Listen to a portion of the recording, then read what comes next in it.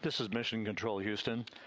Once again, a great view of the planet Earth from Integrity from one of the solar array wing cameras. Now just 14,000 nautical miles from splashdown. Splashdown schedule for 7:07 and 8 seconds p.m. Central Time, 5:07 and 8 seconds p.m. Pacific Time.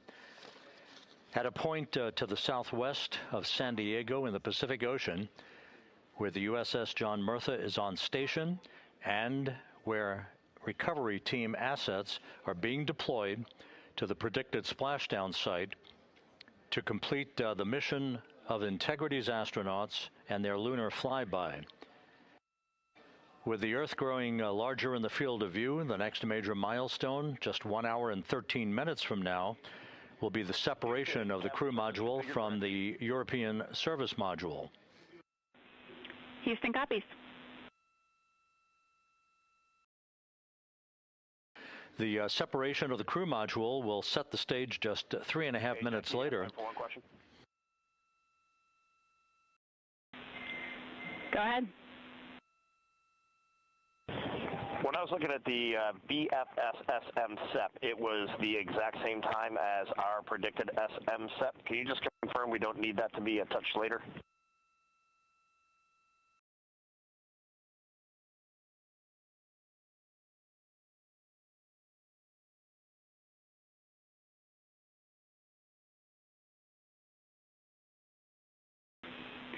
And Reed, matching is expected. That's when the sequence will begin for that whole SEP config. Outstanding. Thank you for the verification. Here in Mission Control in the Artemis Flight Control Room, Capcom Jackie Mahaffey confirming some of the timeline activities with Commander Reed Wiseman aboard the vehicle. The crew has suited up in its launch and entry suits, ready to begin the critical phase of this mission. Their homecoming to a high-speed entry and a parachute-assisted splashdown in the Pacific. Once again, the next major milestone, 1 hour, 11 minutes from now, the separation of the crew module from the European service module as Artemis's astronauts head home to complete this historic flight.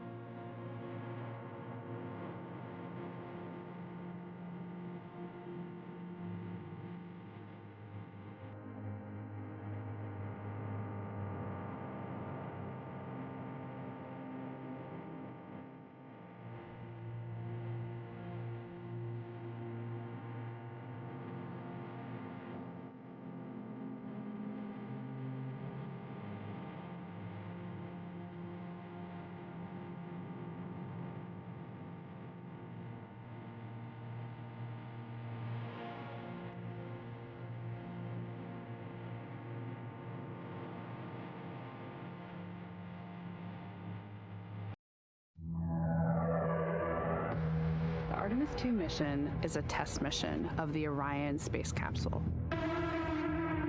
Artemis II will be the first time we put humans on this rocket. We're going back to the moon because it's the next step in our journey to Mars.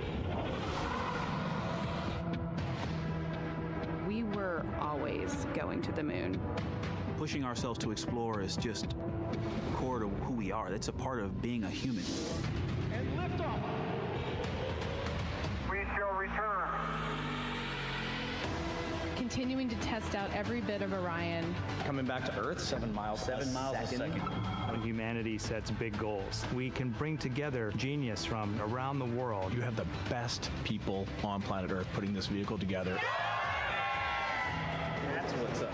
To innovate for the benefit of humanity and to inspire the world through discovery. And here we go.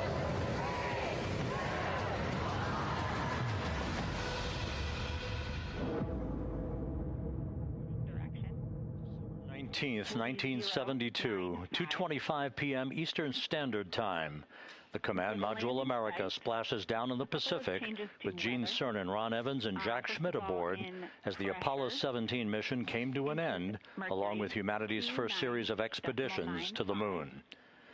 Today at this hour, you are looking live at our planet from the Integrity spacecraft, heading for a splashdown in the Pacific off the coast of San Diego just 1 hour and 35 minutes from now.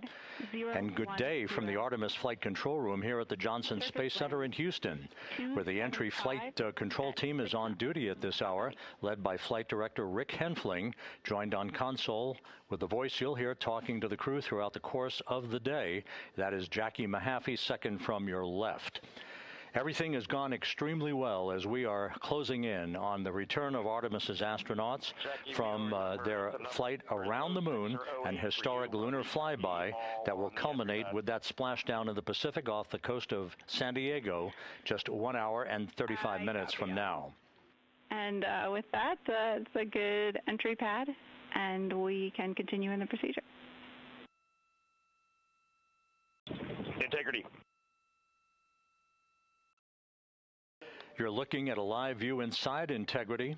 Reed Wiseman on the left doing a fist bump with pilot Victor Glover on the right, and down in the middeck area just below their feet, suited up in their launch and entry suits, are mission specialists Christina Cook and Jeremy Hansen of the Canadian Space Agency. A number of milestones yet to unfold before splashdown just over an hour and a half from now. Earlier today, the crew woke up at about 10:35 a.m. Central Time. They completed the final major maneuver of the flight, that being the return trajectory correction 3 burn. It was an 8-second burn that fine-tuned its trajectory to enter a corridor over the Pacific Ocean a short time from now. That will be the point of entry interface, where the crew will reach the first traces of Earth's atmosphere at an altitude of 400,000 feet. The crew moved into its entry checklist just after 4 p.m. Central Time, suited up in those launch and entry suits, conducted leak checks, and now are in the final stages of their entry checklist. Instruction 115 of entry checklist. SM separation ATP is go. Houston copies. The next major milestone on the route home. Fully zipped, and they're working on EBS and then seating up. We copy. Thanks for the status. Jackie Mahaffey talking to Reed Wiseman aboard Integrity. The spacecraft now about 12,000 nautical miles from the Earth's surface. The next major milestone on tap for the crew will be the handover of communications from the Deep Space Network to the Tracking and Data Relay Satellite System. The Deep Space Network came into play after the translunar injection burn back on April 2nd that propelled Integrity toward its lunar flyby. We'll be back on the TDRS network here in about 41 minutes. Following that, the next activity will be the pyrotechnic separation of the crew module from the European service module. That is scheduled at 6:33 p.m. Central Time, followed 4 minutes later by one final critical maneuver. That will be a 19-second burn of Integrity's thrusters in what is called the crew module raise burn. Now, what that does is it basically acts If you were sitting in a reclining chair, you'd basically tilt yourself back. It raises the aft end of integrity ever so slightly, and that is the final opportunity for us to fine-tune the angle of attack of integrity through the area of peak heating at entry interface that will come a bit later on, about an hour and 18 minutes from now. So after the raise burn, we will be in the final orientation that will minimize any peak heating on the heat shield of integrity, and prior to the time the crew enters the Earth's atmosphere at an altitude of 400,000 feet. Entry interface. This is the critical time where the crew will reach the first traces of Earth's atmosphere at an altitude of 400,000 feet, traveling 34,882 feet per second. Just 24 seconds after entering the Earth's atmosphere, we will experience a communications blackout expected to last 6 minutes in duration. This is planned, and it is caused by the interaction of the velocity of integrity with the friction of Earth's atmosphere. There will be a buildup of plasma around the vehicle, and that ionization will prevent any communications with the crew and any receipt of data by flight controllers here in Mission Control. That blackout is scheduled to begin at 6:53 and 54 seconds p.m. Central Time. Again, a 6-minute blackout that will end, if all goes as planned, at 6:59 and 55 seconds p.m. Central Time. At that point, we expect to regain communications with the crew and a reacquisition of data through the tracking and data relay satellite system. We will have a series of roll maneuvers. These are computer commanded that will roll the vehicle slightly to the left, then back to the right. That will bleed off excess energy as we begin our peak period of velocity. We expect to reach a maximum velocity of 24,661.21 miles per hour, equivalent to about Mach 33 times the speed of sound, shortly after we enter that blackout period. Once we exit the blackout period, of course, we're in the denser regions of the Earth's atmosphere, and then we get set up for the parachute deployment sequence. First, the deployment of 3 forward bay cover chutes that will pull essentially the top forward bay cover off the very top of the Integrity vehicle. That will be followed by the deployment of drogue chutes, and then the final deployment of a series of 3 main parachutes at 7:04 and 44 seconds p.m. Central Time. From that point on, it is about 3 minutes or so until splashdown. Splashdown scheduled at 7:07 and 8 seconds p.m. Central Time at a gentle speed of 19 miles an hour. So just to give you some perspective, at the time that we enter the Earth's atmosphere, we're traveling somewhere around Mach 32. We will splash down at a speed of about 19 miles an hour. The G-forces that will build on the crew members inside Integrity will build to about 3.9 Gs. That is what is expected and what they have trained for and what the spacecraft is designed to support.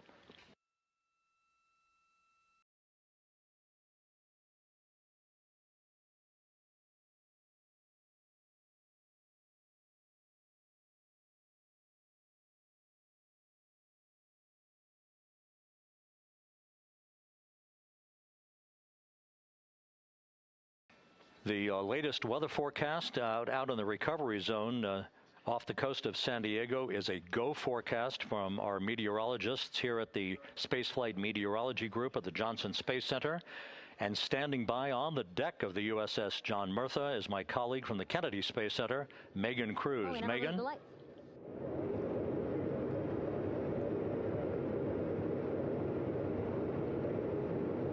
Hey there, Rob. Yeah, welcome to the bow of the USS John Murtha. This is where we will report out live updates from the ship as NASA and the U.S. military work to recover our Artemis II astronauts in just about an hour and a half. How exciting. Now, right now, as you can see, we are out in the Pacific Ocean. We are just west of San Diego. We're actually staged about 6.5 miles away from where we expect Orion to splash down. And then we will incrementally move closer. So at the time of splashdown, we'll be about 5 miles away, and then we will will move to 3.2 miles away. At that point, we'll pause, make sure that all the debris that might be coming down with Orion, because basically some parts of like the parachute system, they're jettisoned off Orion during descent. So we'll just want to make sure that those all land in the water and that we are safe to move even closer. So we will make sure that we can move a little closer, and at that point we will move to a mile away from Orion. And at that point the ship will circle the capsule while NASA and Navy recovery forces work to get our astronauts out, and we should have great views of the bow from here. But also we have a ton of cameras all around the ship. For example, we actually have some cameras right to the left of me here on the bow. These are very strong, stabilized cameras. We can really get up close to make sure that we are sharing all the images we have available to you. We also will have some views from above. We actually have 5 planes providing live views of splashdown today. In fact, some of those aerial assets just took off from San Diego minutes ago. And then actually here on the flight deck, you see 4 helicopters, the 2 in the back. Those will take off in about 30 minutes from now, also with live cameras. So again, lots and lots of imagery that we hope to share with you today. And then those 2 helos in the front, those 2 will pluck the crew out of the water and fly them back to our ship. Now, the combined team here on the ship, more than 550 people, left San Diego 4 days ago, and since then I've watched different teams train every day, rehearse, final preps to make sure that they're ready for today. So to give us more of an update about how recovery is going on right now, why don't we turn over to Paul here, Paul Sierpinski. He is the Assistant Artemis Recovery Director. Great to have you here, Paul. Great to be here, thanks. Absolutely. So you just left the landing forces operations center here on the ship. How are we looking for recovery? Right now, it's looking great. When I left, they were just about to get into weather briefing with Mission Control Center in Houston, but listening to the loops this morning and everything that's been going on, the return trajectory correction burn went great. They were right down the money, right on the money, right down the middle, where they should be coming back. Our forces here are teams out in the water. All our boats are launched or will be imminently.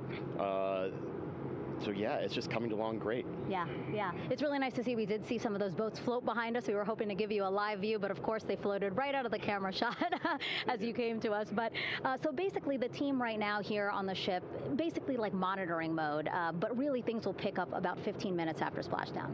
Yeah, so a couple minutes before splashdown, things start happening really, really fast. Mm-hmm. Some events during the re-entry, they're maybe a second or 2 apart, and so it just takes a whole lot of effort and a lot of updates back and forth between us and Houston to try to keep track of everything that's happening, all in real time. And then after splashdown, that's when the recovery team really kicks into high gear. We have our boat teams, our boat crews going out, our divers doing hazardous assessments as they get progressively closer to the capsule, making sure it's safe for all of our people to go in, and it's also safe for the astronauts to come out, because really at the end of the day, that's what we're here for, is we're to make sure that the astronauts get home safe after their tremendous journey to the moon and back. But then also we have, like you mentioned on a minute ago, all of our imagery helicopters are taking imagery, camera shots of it as it's coming in all the way through splashdown. I mean, they'll see it as soon as it crosses the horizon, all the way to the ocean here. And then afterwards, we have to recover actually Orion to bring it into the well deck of the ship. Absolutely, yeah. And so once the astronauts are safe on board, then those same dive teams are going to transition into securing the capsule. They'll position some equipment around it to kind of facilitate that. The ship will move into position. We'll attach a really big winch line to it, and then a bunch of tending lines. We'll pull the capsule around behind the ship and then start to slowly bring it in.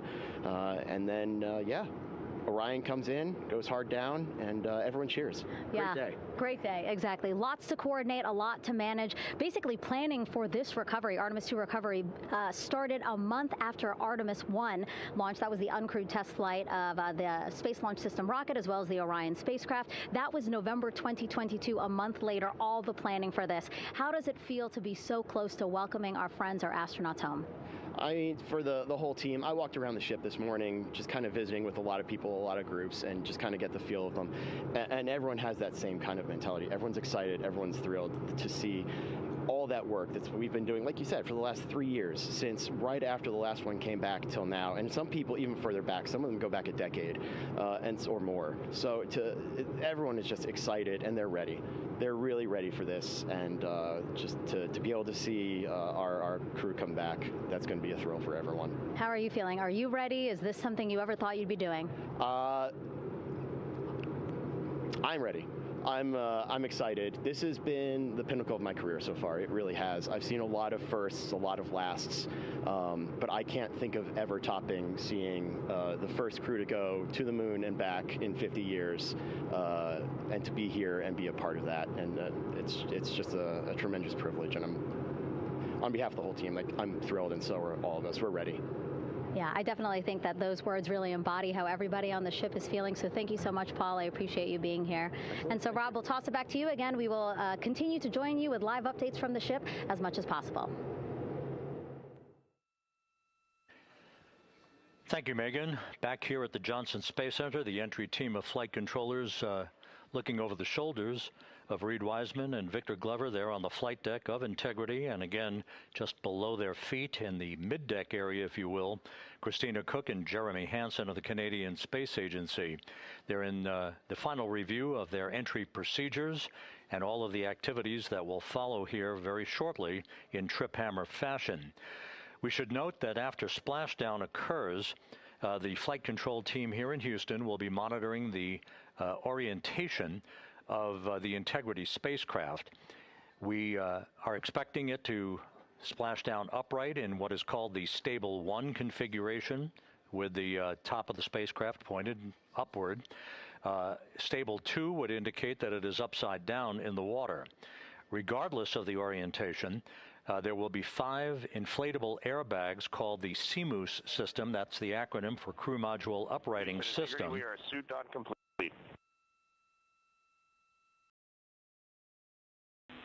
Houston copies.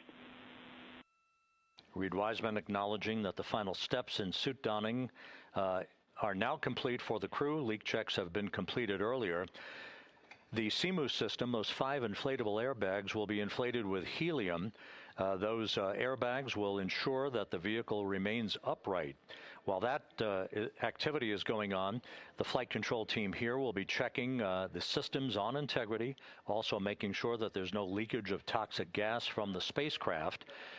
It should take about 15 minutes from splashdown to the power down of all of the systems on Integrity. And at that point, assuming everything is in a nominal fashion, then the green light will be given for the Navy recovery teams to begin to make their way closer to Integrity to begin the erection of a large inflatable life raft called a front porch that will be buttressed up alongside the hatchway to the spacecraft. That life raft will be used to bring the crew members out of this vehicle once the hatch is open, one by one. They'll get their land legs back after 9 days of weightlessness before they're put in harnesses to be hoisted one by one in sequential fashion and in alternating fashion to the 2 hovering Navy helicopters overhead. Houston Integrity for status. Go ahead.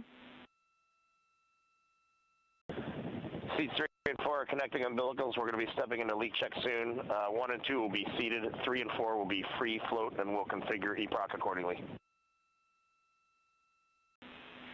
Houston copies all.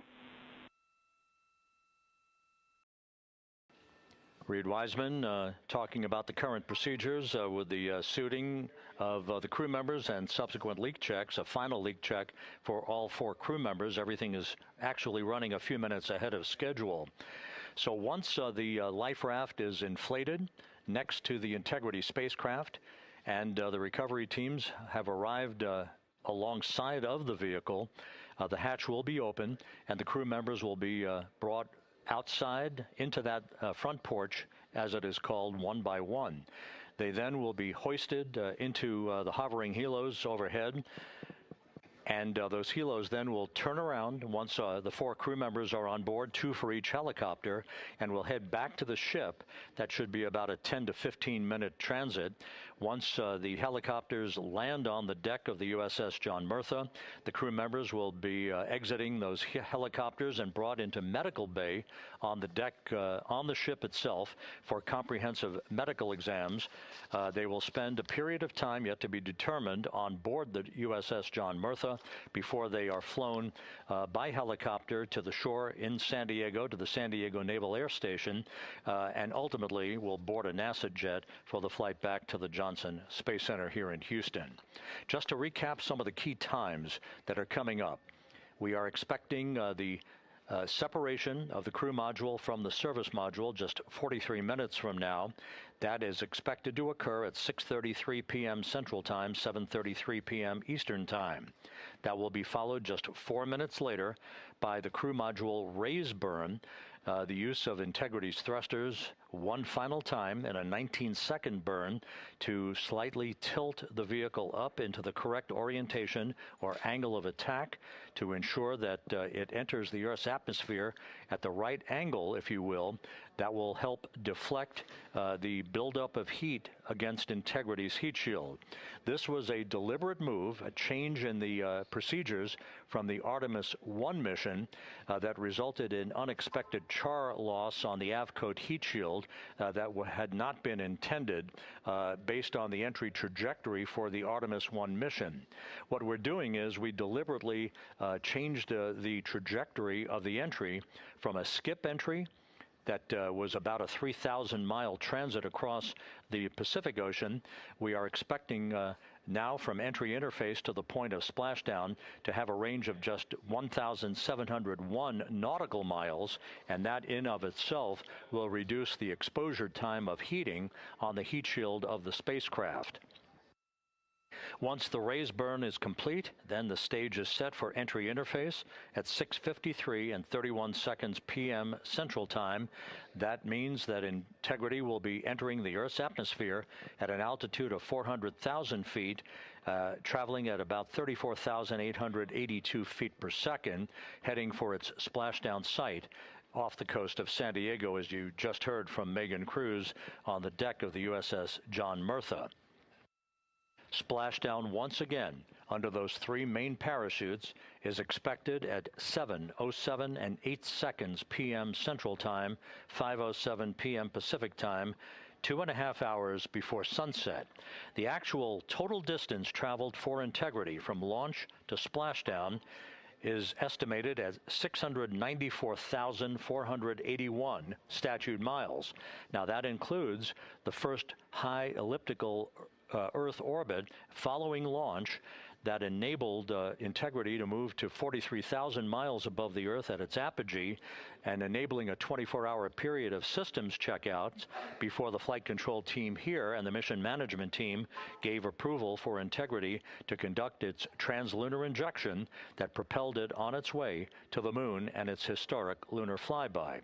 So the total distance we expect this vehicle to have traveled at splashdown, 694,481 statute miles.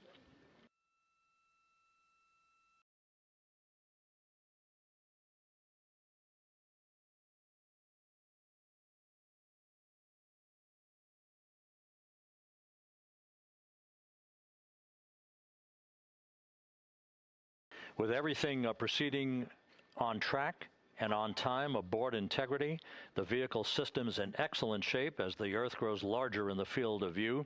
Let's go back to the USS John Murtha and Megan Cruz, who is standing by.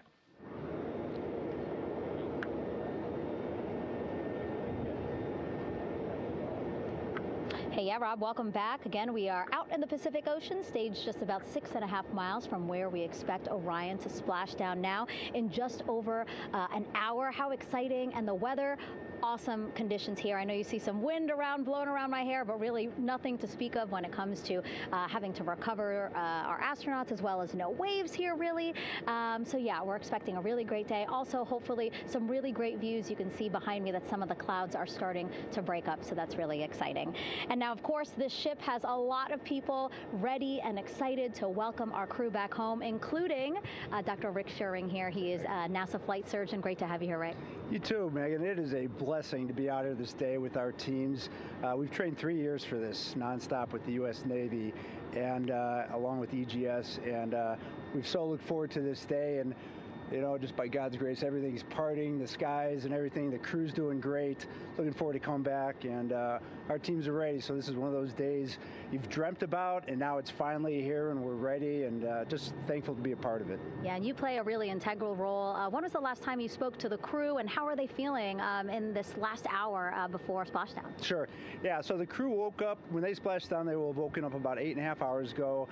Me and my fellow crew surgeons, Doctors Chris Haas and Rafi Kumjian from this Canadian Space Agency, spoke with them about 6.5 hours ago, just to double check on how they were doing, if there's any medical issues, you know, how they slept, and then kind of go over their landing day protocol for their medications, for what we call a fluid load, to try to replace some of the fluid and electrolytes that they've lost with just a normal space adaptation. Once they got to space, they kind of have to replace some of that fluid to help them with the whole landing kind of readaptation to 1G, which they haven't done for the last 10 days. And then just kind of let them know how things are going to play out, you know, out with the open water teams all the way until we finally get to the med deck. So they were very pumped up, very hurried though. They had a lot of cabin configuration, a lot of things to get ready. So they're excited, but also very focused on the job that they had to do. So like again, we've trained a long time for this, and we're ready. And you said some medications. I mean, those are kind of just to mitigate the effects of, obviously, their more than 695,000 mile journey back to Earth. It's just like anti-nausea medication, right? Yeah, exactly, Megan. The you know, astronauts are very healthy, fortunately, and even when they come back in reentry, you know, the human system is very kind of dynamic. It has to readapt very quickly, and one of the most common responses they get is just some stomach awareness, to some nausea, even to some vomiting. And you know, with our crews that land out in Karagana, the Soyuz crews or our SpaceX crews, you know, they all kind of experience the same thing. This will be the first time we're landing in water since December 1972, and I worked with all the Apollo astronauts years ago, and they all told me that, you know, landing in the water, especially in the Pacific, can be very provocative. So we take steps to give them medicines to really mitigate some of that nausea, vomiting, help them feel a little bit better, and also sometimes just use a little anti-inflammatory medicine just to help with coming back to 1 Earth, or 1G. The effects of microgravity, especially as you age and you have a little arthritis, you feel great in microgravity, and everyone kind of curses coming back to the ground like, oh dang, 1G, but so that helps a little bit. But for the most part, the main thing is just replacing that fluid and then trying to help them with that transition back to 1G, and then we're ready to go. Yeah, and their health is assessed almost immediately after they splash down. Yeah, so we have Dr. Jesse Wang, and we have our independent duty corpsmen, who are the Navy version of paramedics, extremely highly trained, highly experienced Navy medics and divers, who will go out there, open the capsule about 25, 28 minutes after splashdown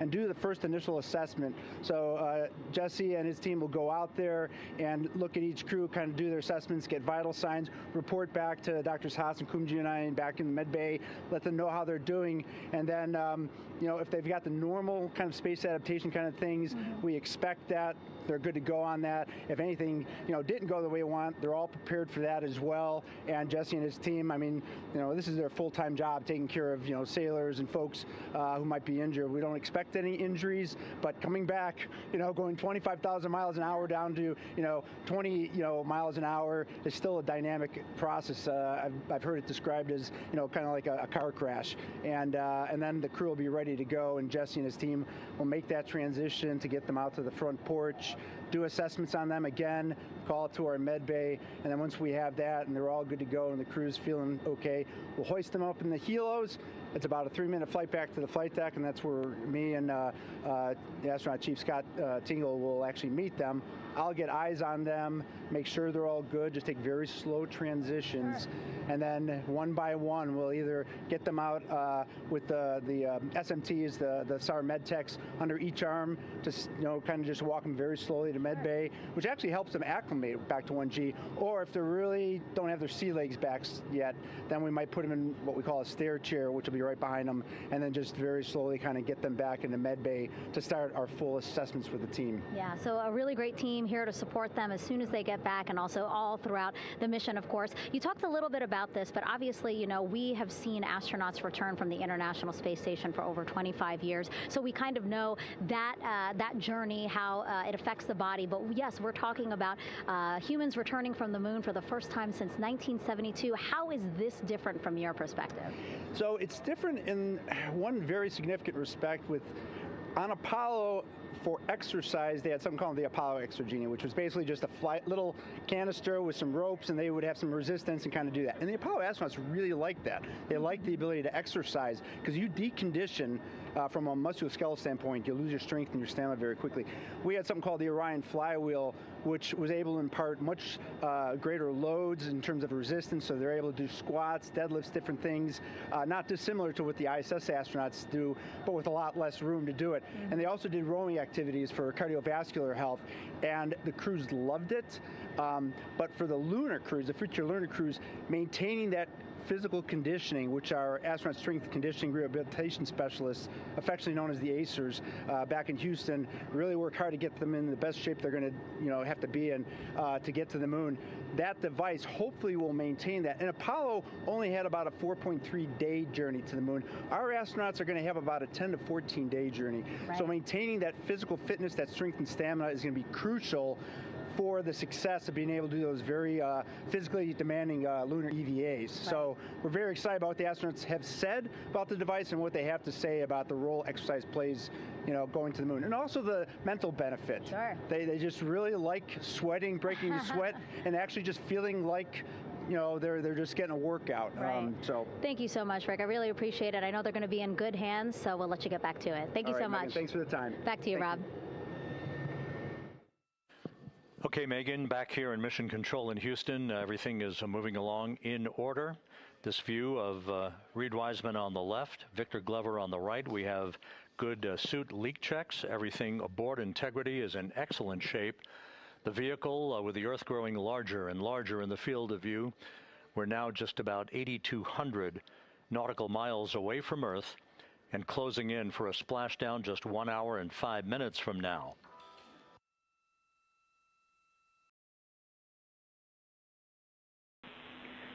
Integrity, just under a minute till your GPS maneuver initiates, and both GPS units look eager to acquire.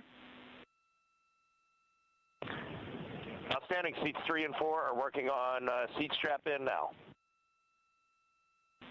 Houston copies. Once again, as we start to close in on some of the major milestones, the first one coming up in just 31 minutes. And Integrity, just confirming the LCG gas trap was able to be closed out.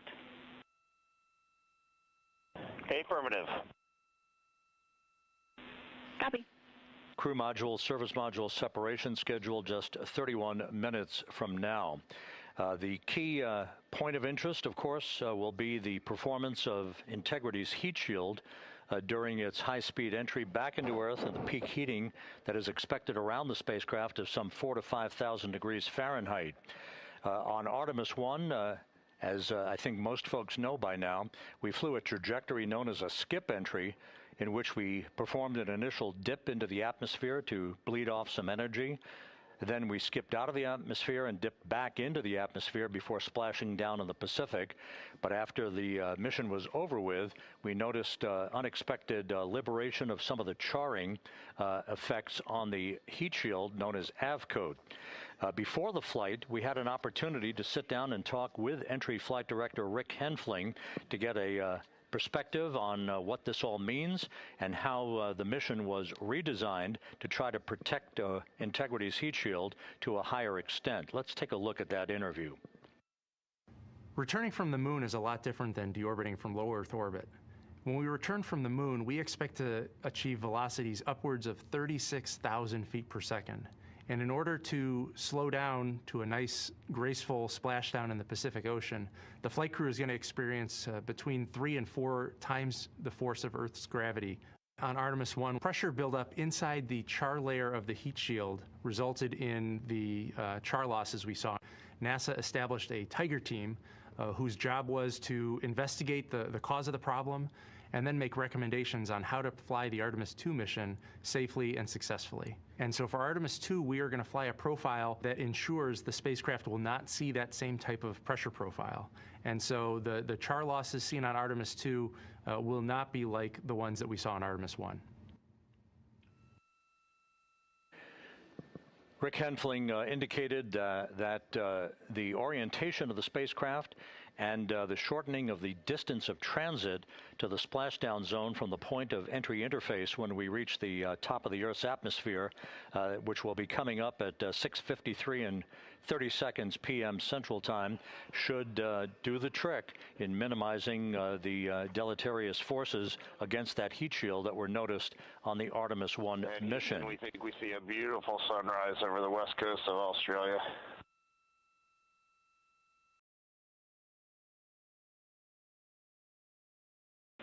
We copy. Commander Reed Wiseman reveling in his final hour in space on this mission as Integrity is passing over the southwest coast of Australia now at an altitude of some 7,600 nautical miles. That will begin the southwest and northeasterly transit across the Pacific Ocean. Let's talk a little bit more about some of the highlights and some of the numbers associated with the points of interest here. We are 27 and a half minutes away from crew module service module separation. That will be followed about 3.5 minutes later by the raise burn that we've discussed, a 19-second burn of Integrity's thrusters to fine-tune its angle of attack as it enters the Earth's atmosphere. Entry interface is scheduled 47.5 minutes from now. That's the point at which we will reach the top of the Earth's atmosphere, traveling about 34,882 feet per second at an altitude of 400,000 feet. Just 24 seconds after entry interface, we will begin a blackout period of 6 minutes in duration at 6:53 and 54 seconds p.m. Central Time. Now, right about 10 seconds after the blackout period begins, we are expected to reach peak speed, which would be 24,661 miles an hour. That'll be about 103 miles an hour short of the velocity record set by the Apollo 10 astronauts, Tom Stafford, Gene Cernan, and John Young, when they returned from the moon on the Apollo 10 mission in 1969.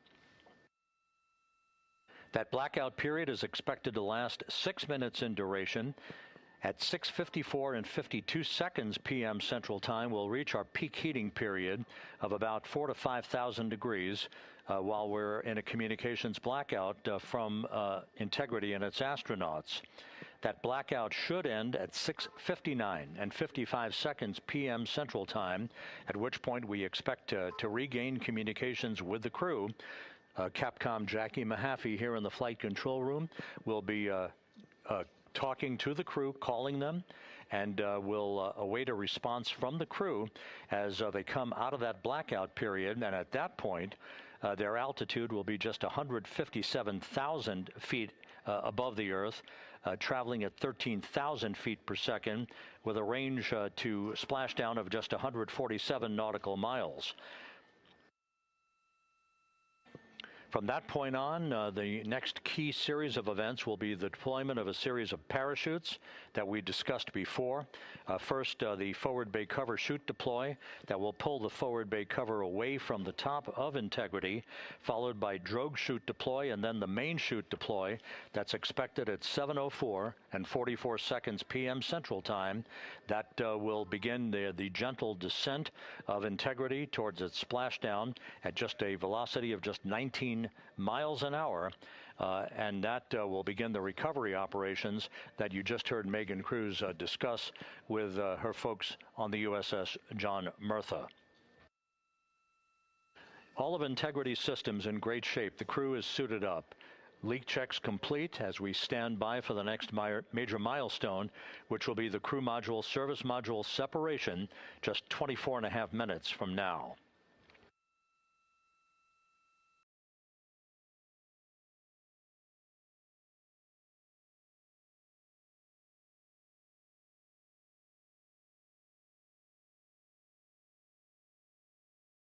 All of the activities from the start of entry interface to the point of splashdown will be quite rapid fire, just 13.5 minutes from the point at which we begin descent into the Earth's atmosphere till splashdown. And just to show you, as Rick Shearing, the flight surgeon, alluded to in his interview with Megan Cruz, all of this happens to decelerate the vehicle from traveling around Mach 33 to just 19 miles an hour at splashdown. All of that happening in just 13.5 minutes. But the vehicle and the parachutes are all designed to support all of that, so we'll be standing by to report all that to you in sequential fashion as these milestones are ticked off and as we hear from the crew during its entry back into the Earth's atmosphere and ultimately when they emerge from the blackout period, and at that point we'll be just minutes away from splashdown.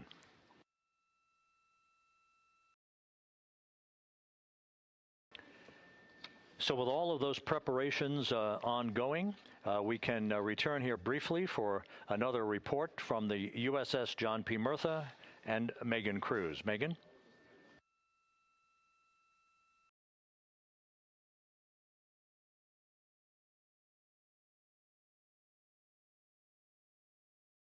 And we'll regain that communication with the USS John P. Murtha just momentarily.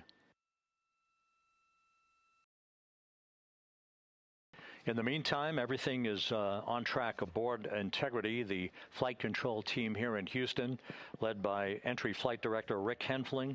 The voice you will hear talking to the crew is that of Jackie Mahaffey. She will be reporting everything to the crew and receiving their reports as they enter the Earth's atmosphere for their 13.5-minute plunge back into the atmosphere for splashdown off the coast of San Diego. Now we have the ship back with us and Megan Cruz aboard the USS John P. Murtha. Megan? 11 balloon, right?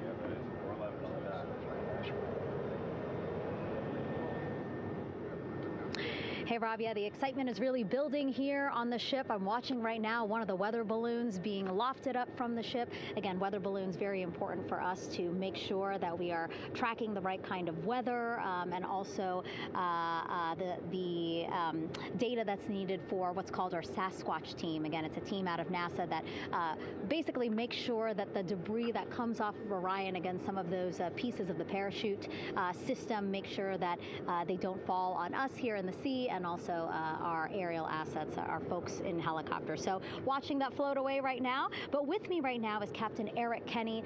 He's the commanding officer of the John P. Murtha naval ship. Thank you so much for being here. There are so many moving parts that you have to keep an eye on. That's absolutely right, yeah. But first of all, on behalf of the crew of USS John P. Murtha, Megan, thanks for having me on today. Happy to tell you what we're doing and excited to get the interview started. Yeah, absolutely. Why don't we actually take a look at the flight deck here? We'll start there.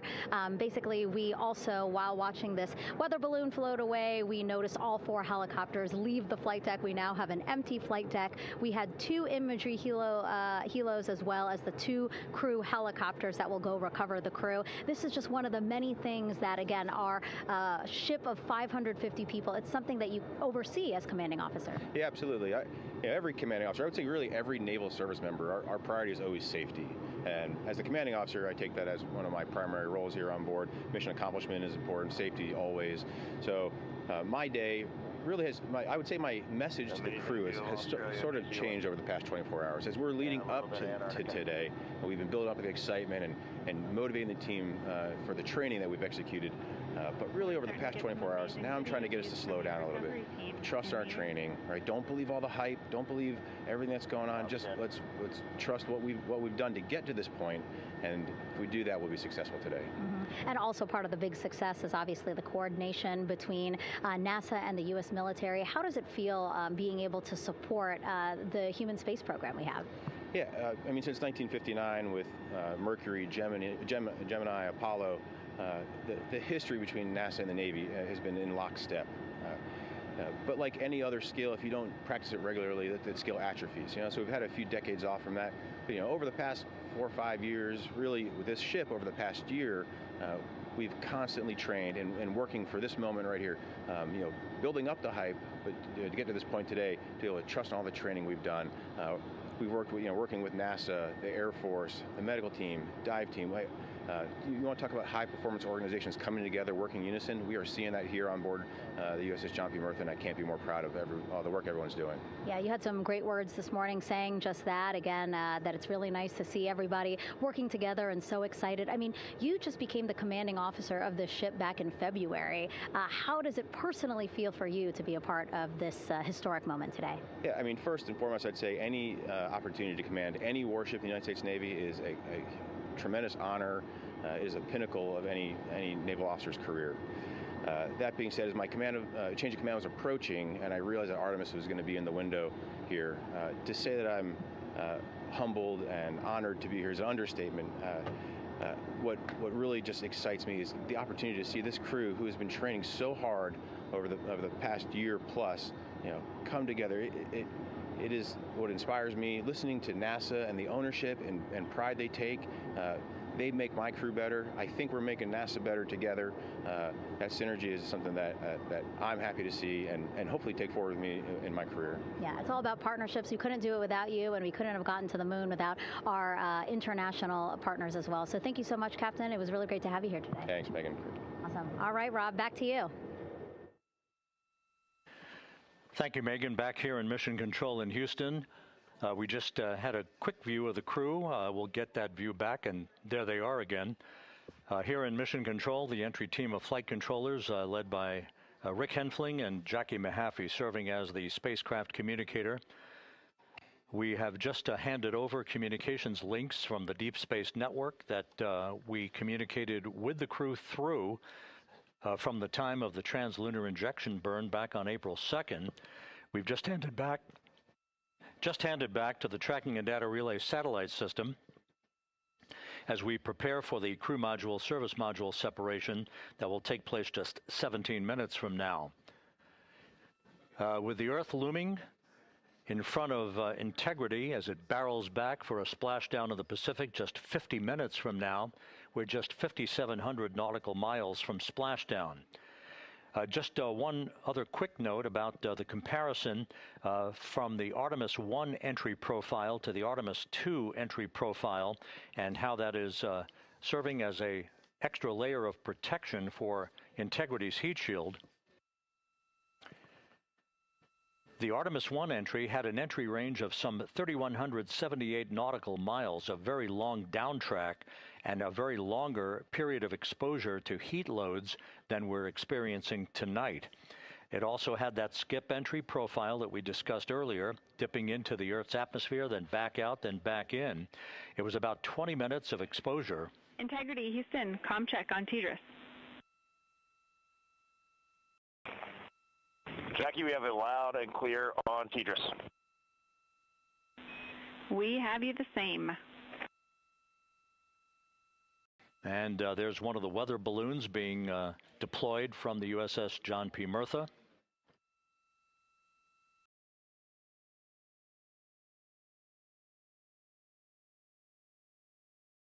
So the Artemis I entry had the vehicle. The update on GPS, we haven't seen it track in yet.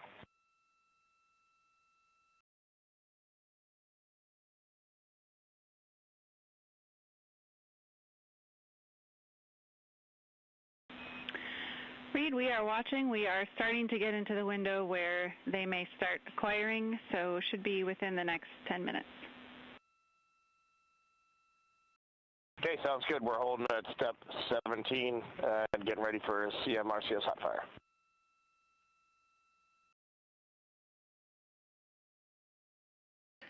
And that exchange indicating that we are expecting to acquire data from the GPS system on board. That'll be a navigational tool that will basically tell Integrity's computers that they're on track down the center line of the corridor for the entry interface that will lead them to their splashdown point.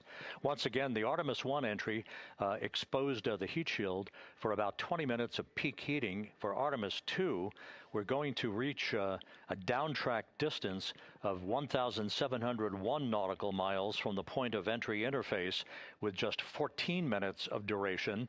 And it's basically a different angle of attack, a little bit steeper angle of attack that will protect the heat shield from excessive heat loads. So that is the difference between Artemis I and Artemis II, all designed into this mission to gather data, to protect the heat shield, since the Artemis III mission and beyond will have a different designed heat shield that will allow that skip entry type of profile to be resumed for all of the future missions coming back from the south pole of the moon when we initiate lunar landings.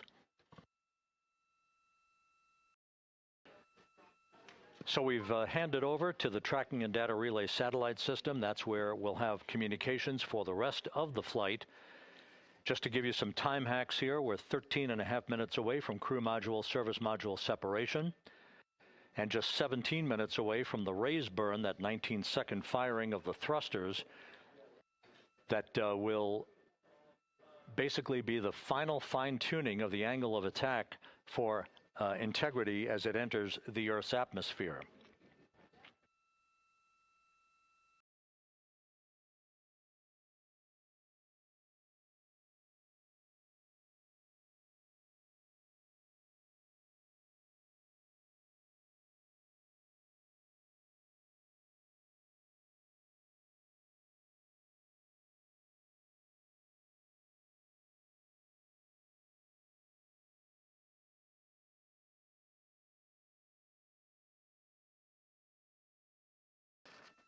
And once again, a dueling box view of some of the assets that are involved in recovery operations today. The Integrity, cabin configured, all crew suited and seated. Houston, copies. That confirmation from Reed Wiseman aboard Integrity, as you see the assets being deployed to the splashdown zone. At the time of splashdown, we expect the John P. Murtha to be about 5 miles away from Integrity, keeping a safe distance until we are sure that the vehicle is in the water and upright, and that it is in a good configuration system-wide for the recovery teams to begin to approach the vehicle to erect that inflatable raft. 2 minutes to CM RCS warm-up hot fire. We're ready. That call from spacecraft communicator Jackie Mahaffey indicating that we're 2 minutes away from a quick burst of the reaction control system. Thrusters, that will be a hot fire test prior to the separation of the crew module from the service module. The European service module has performed flawlessly throughout this flight. Everything, all the burns that had been prescribed for that service module have been executed on time and without a problem. There is the European flight control room that has overseen the manufacturing, the design of the European service module. They deserve quite a bit of credit on this mission for not only propelling the Integrity and its astronauts toward the moon, but also conducting the fine-tuning of its trajectory to bring it to this point where we are dead spot on down the middle of the corridor trajectory-wise to bring Integrity down for its splashdown in the Pacific just 44 minutes from now.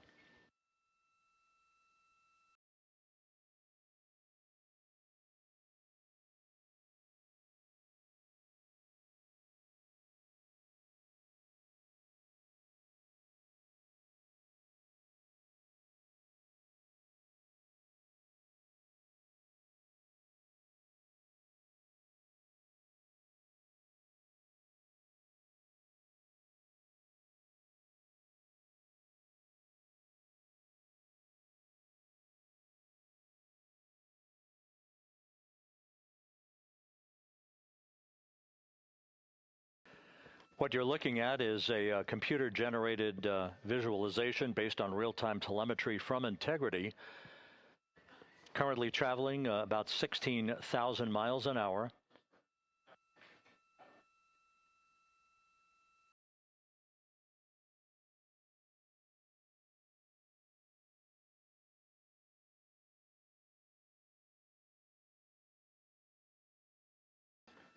Integrity traveling about 16,000 miles an hour. For the prop cautions, we're taking a look. Copy that. Now just about 5,100 miles from Earth. Splashdown scheduled 43 minutes from now. We're just 9.5 minutes away from the crew module service module separation.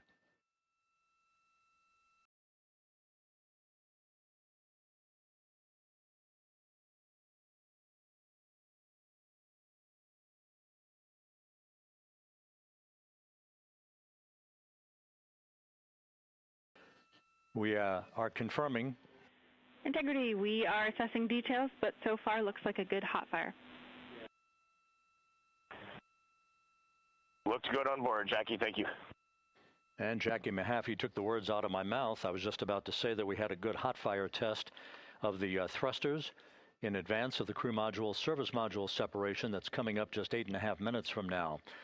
This will begin the period in which we will have rapid-fire succession of critical activities on board that will lead to entry interface just 28 minutes from now, where the vehicle will enter the Earth's atmosphere at an altitude of 400,000 feet. The time of entry interface, 6:53 and 30 seconds p.m. Central Time.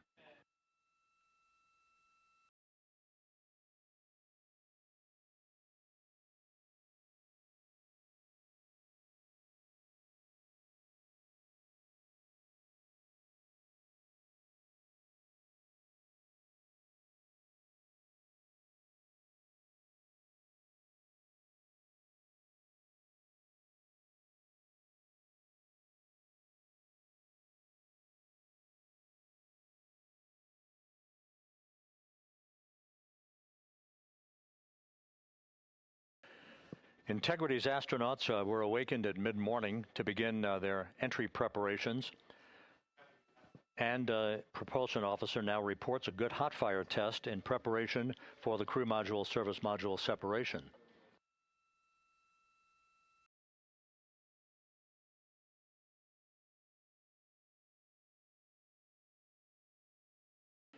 We're now inside 41 minutes until splashdown. Integrity Houston, we have confirmed a good CMRCS hot fire, and although we are not seeing GPS acquired yet, you can skip the troubleshooting steps in 157 for now. Integrity copies.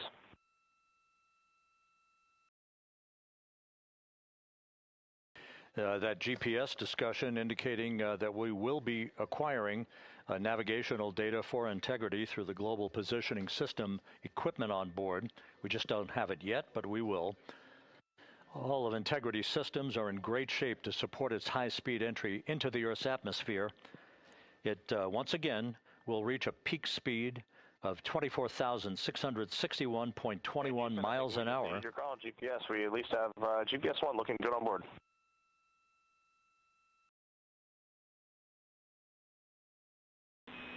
We are confirming.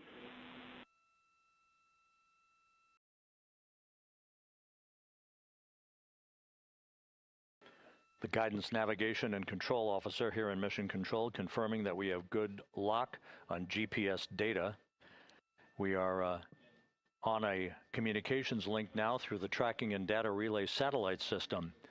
Now, following splashdown, we're going to lose that link and go to what's called a VLDR, a very low data rate communications link, so that we can talk to the crew inside Integrity as they are on the water.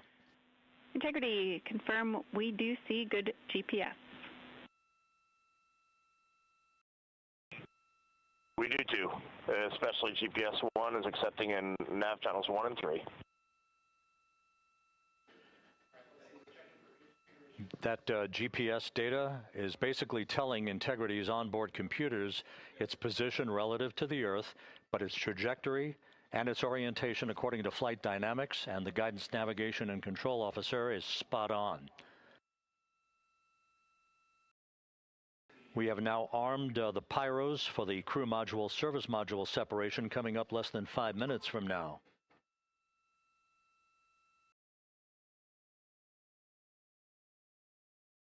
Once again, just 10 seconds after entry interface, we will see Integrity reaching its peak speed of 24,661.21 miles per hour.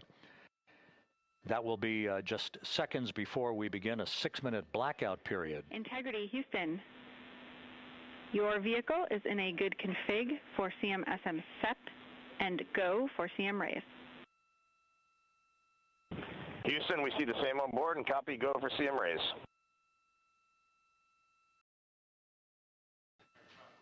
That CM raise referred to as the slight firing of 19 seconds by Integrity's thrusters with a change in velocity of 9.9 feet per second, a slight nudge of the aft end of the vehicle so that it's tilted a bit upward, providing the final angle of attack as the vehicle enters the Earth's atmosphere. This being the mitigating factor that will reduce heat loads on the heat shield as we reach a point downrange from the start of entry interface, some 1,701 nautical miles to the splashdown site.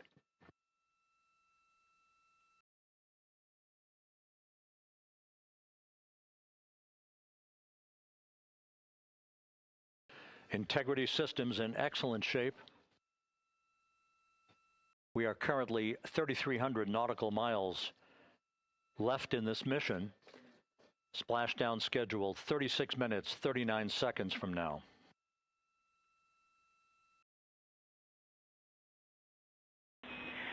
Integrity, Houston. For the 2 enabled prop cautions, what happened is while the thrusters were firing, multiple pressure sensors on each of the strings diverged a bit from each other. Those limits look to be set pretty tight.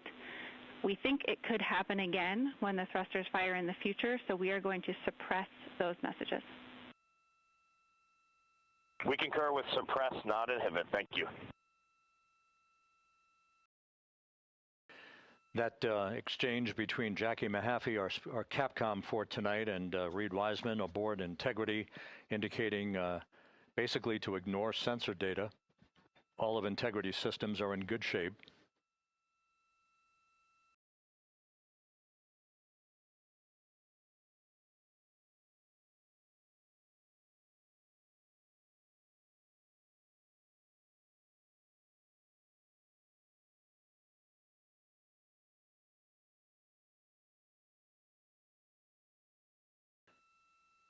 Now, coming up on about 90 seconds till the crew module, service module separation.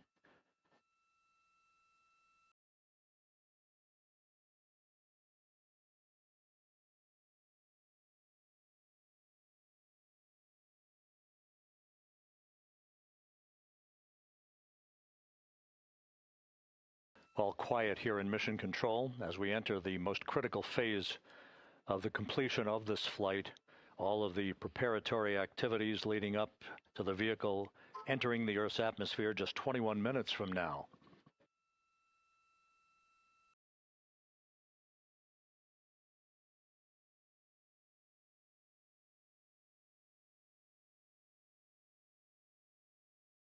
Coming up on 1 minute. Mark 1 minute till crew module, service module separation.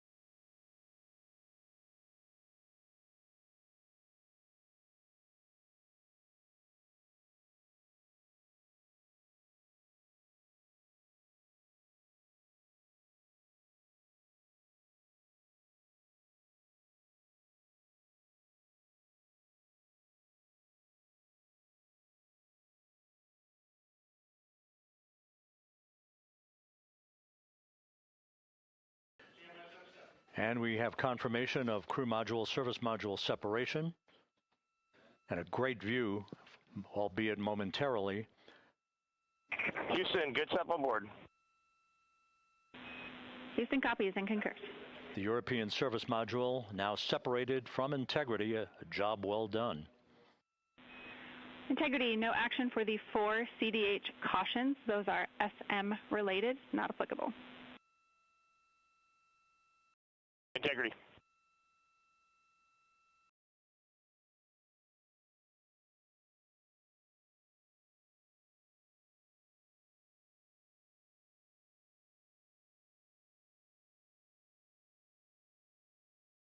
So, with Integrity now flying free on its own for the remaining 32 minutes of this mission, next up, the raise burn, a 19-second firing of Integrity's thrusters. Good GPS 2.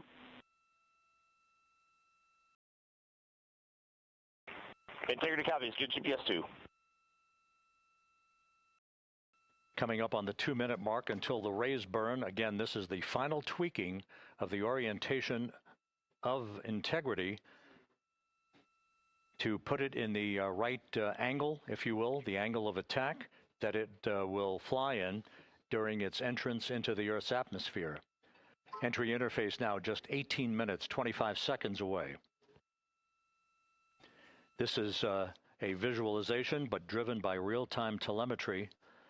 This is the maneuvering of Integrity to the raise burn orientation. Just 2,800 miles from Earth.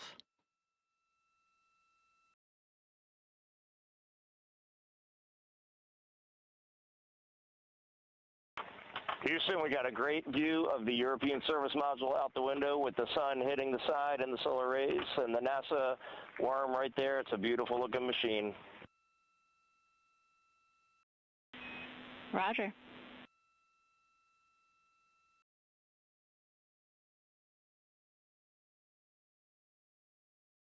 And we have completed the maneuver to the raise burn orientation, 1 minute away from the raise burn.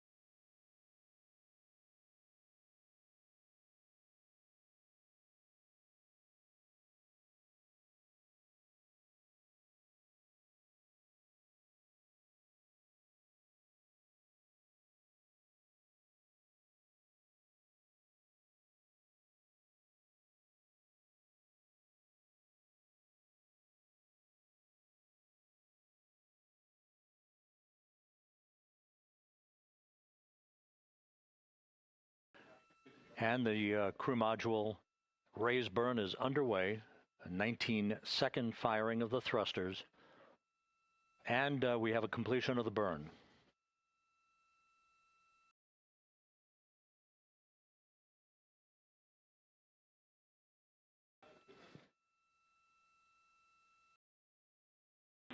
Integrity, good. CM raise burn. Your flight path angle is within limits.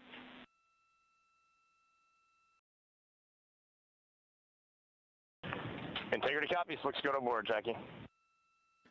So the final maneuver is now complete. Our trajectory for a splashdown in the Pacific 29 minutes from now is set and will not be amended any further. And we have the right angle of attack to mitigate any excessive heat loads on the vehicle during entry interface. Integrity, Houston, a heads up about comm coverage.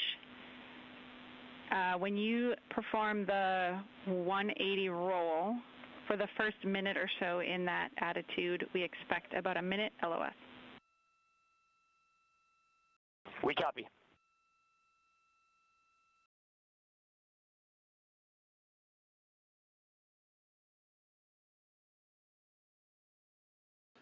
So for those who are watching, The series of events coming up, we will enter the first traces of Earth's atmosphere 14 minutes, 45 seconds from now.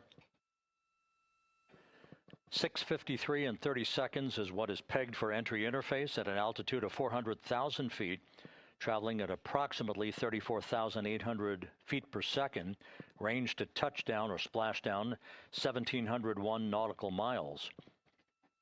24 seconds after entry interface, we will enter a 6-minute blackout period in which we will lose communications with the crew. This is expected due to the buildup of plasma around the vehicle. That's an ionization effect due to the collision, if you will, of the velocity of the spacecraft with the friction of the Earth's atmosphere. That 6-minute blackout is expected to begin at 6:53 and 54 seconds p.m. Central Time. During that period of time, we will reach our peak speed of 24,661 miles per hour.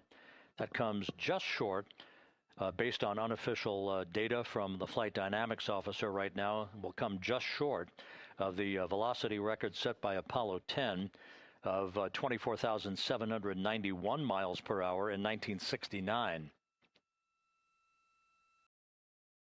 We expect peak heating on the vehicle at 6:54 and 52 seconds p.m. Central Time, a minute and 22 seconds into entry interface. At that point, we will be just 204,000 feet above the Earth, traveling at 33,000 feet per second. The blackout period is expected to last 6 minutes. We expect that blackout period to end at 6:59 and 55 seconds p.m. Central Time. From the end of the blackout period until splashdown, it is just 7 minutes, at which point we'll start deploying the series of parachutes to slow integrity down to an ultimate splashdown velocity of just 19 miles an hour. We see the same, waiting for the 180 rolls.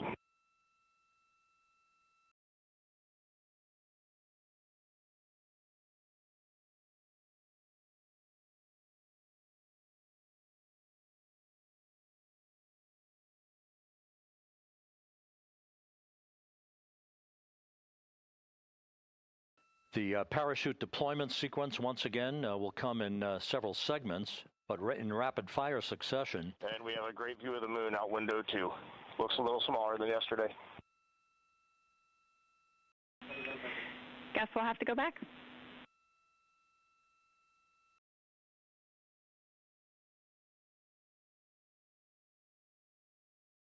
Reed Wiseman and Jackie Mahaffey exchanging discussion on a view of the moon that Integrity's astronauts are seeing in the final minutes of this mission that will be completed with splashdown just 25 minutes from now.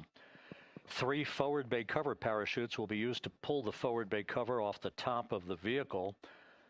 Then 2 drogue parachutes will be deployed to slow and stabilize the crew module during its descent, followed by 3 pilot parachutes that will lift and deploy the main parachutes from the forward bay. The final sequence will have 3 main parachutes deployed. These will be 116 feet in diameter, each main parachute approximately 265 feet long when reefed.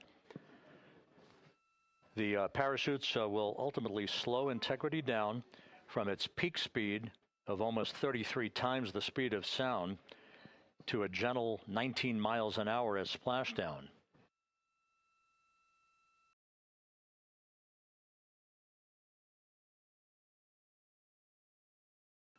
The vehicle is now currently in a roll to the proper attitude for entry interface.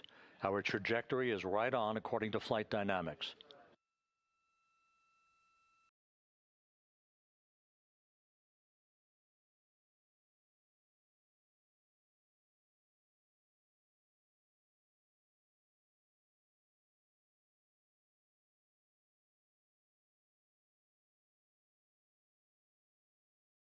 Integrity is on a trajectory from southwest and northeast across the Pacific Ocean, descending at a rate of 15,000 feet per second.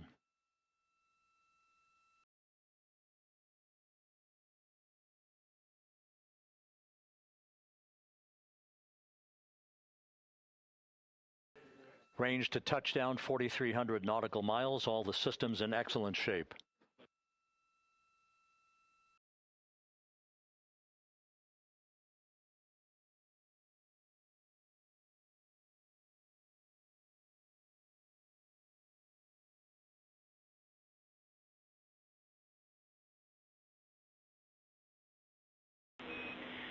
Integrity, Orion in the EI roll 180 attitude. Looks good on board, Jackie.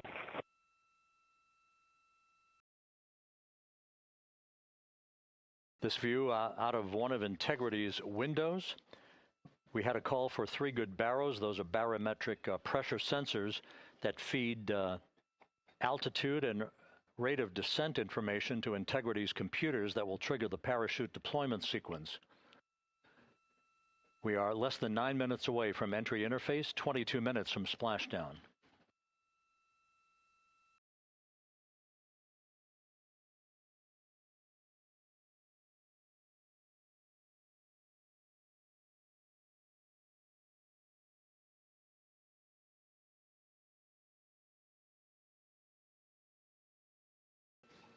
You can see the reflection of one of the crew members in the window.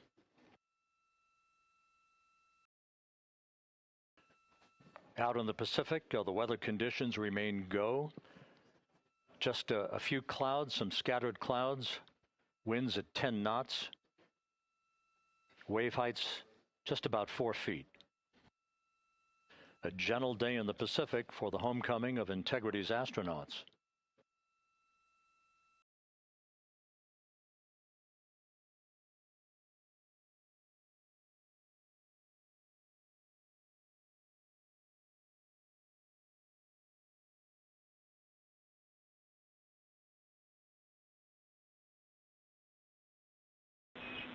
Integrity back in EI attitude.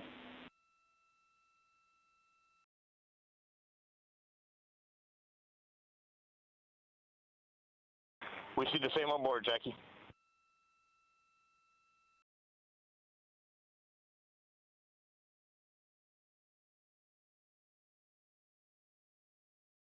Houston, purge is complete.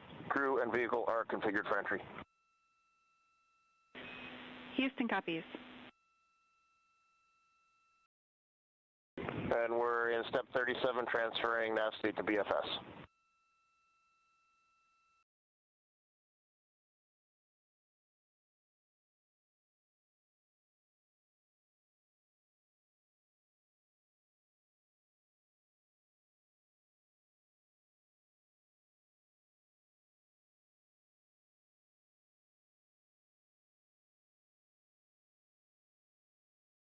And Houston, in instruction 509, we are not below 0.2.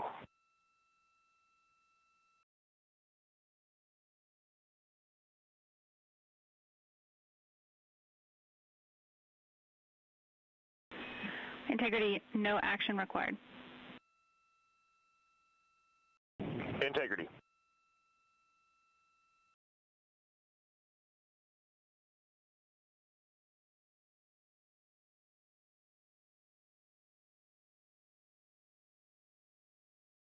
Now 6 minutes away from entry interface. We will hit the first traces of Earth's atmosphere at an altitude of 400,000 feet, traveling about 34,882 feet per second. Range to splashdown at that point will be 1,701 nautical miles.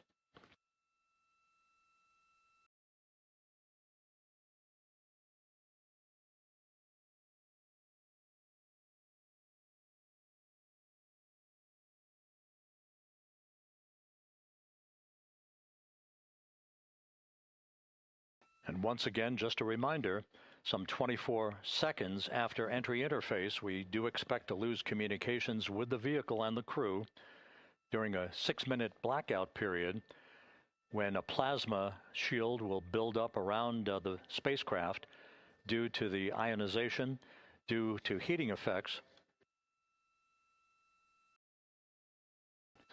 And Flight Dynamics has just confirmed we will have a blackout period of exactly 6 minutes in duration. And once again, that's due to the fact that a plasma buildup around the vehicle will prevent communications and data, so we will not be able to talk to the crew members at that time, nor will we receive data here in the flight control room. Houston, everything is looking good on board. Just confirm no pre-EI downloads. Houston concurs. That blackout period to begin at 6:53 and 54 seconds p.m. Central Time, and again will last about 6 minutes in duration.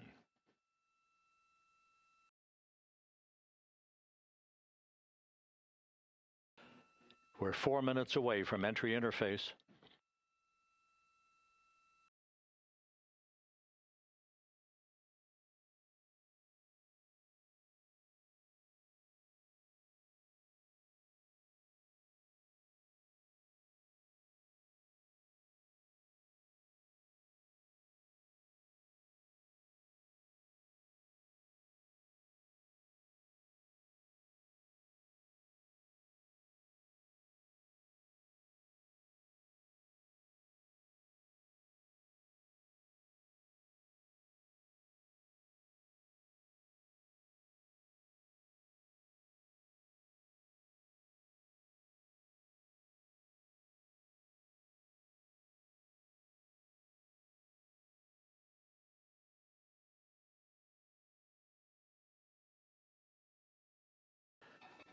This view from Integrity as it crosses from southwest to northeast across the Pacific Ocean, 3 minutes from entry interface.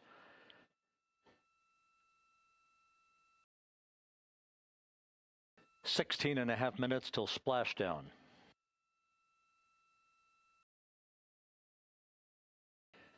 The USS John P. Murtha and the recovery team is on station and in position, as are the airborne imagery assets that we hope to receive imagery from as Artemis enters the Earth's atmosphere and through parachute deployment.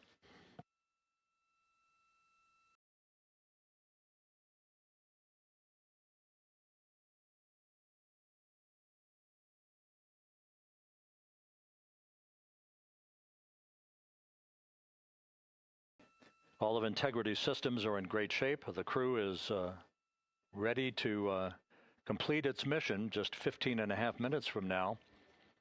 All of the activities today have gone off in perfect fashion. No issues with the vehicle, no issues with the crew. And the weather at the splashdown site is go.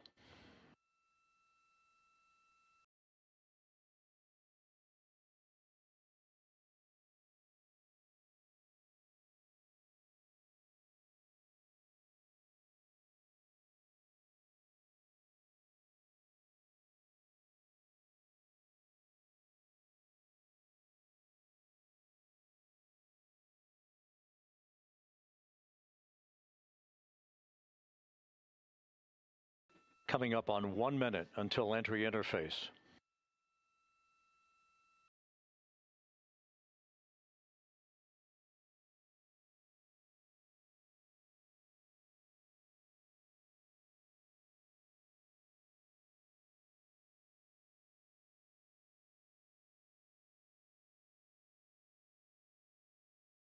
Mark 1 minute until entry interface. 1 minute, 20 seconds until the expected start of our 6-minute blackout.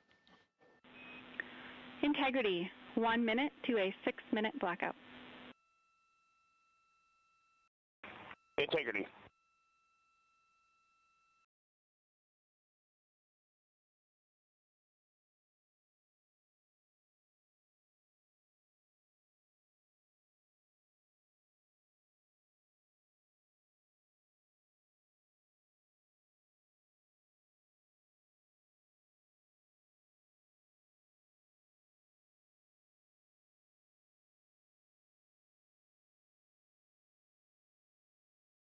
Ten seconds till entry interface.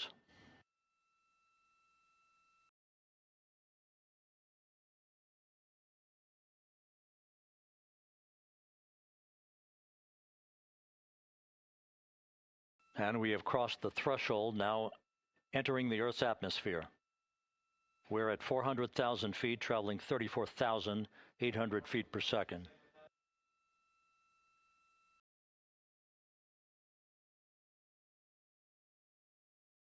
Time to splash down, 13 minutes, 10 seconds.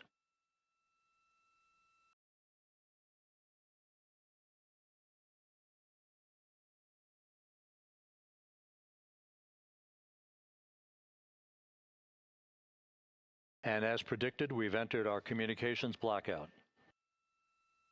This will be a 6-minute blackout period. No voice, no data from the crew.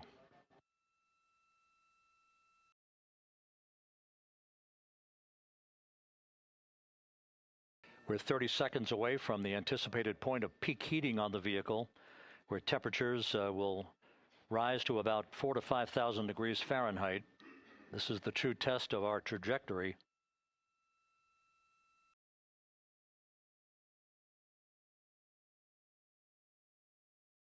And from the G5 aircraft in the vicinity of the splashdown zone, this view of integrity.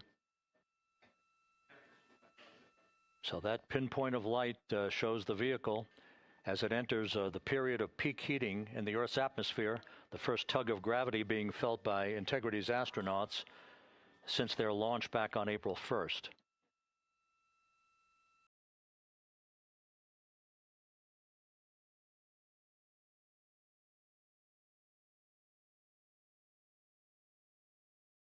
Four and a half minutes until the end of the blackout period. Time to splash down, 11 minutes, 33 seconds.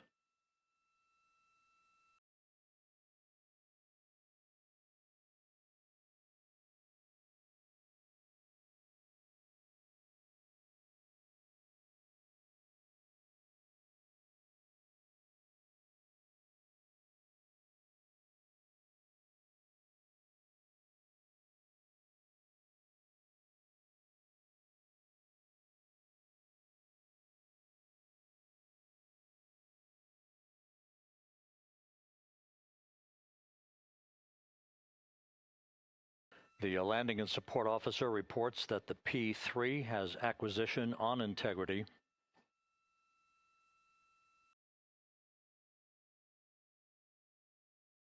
Three and a half minutes left in this blackout period.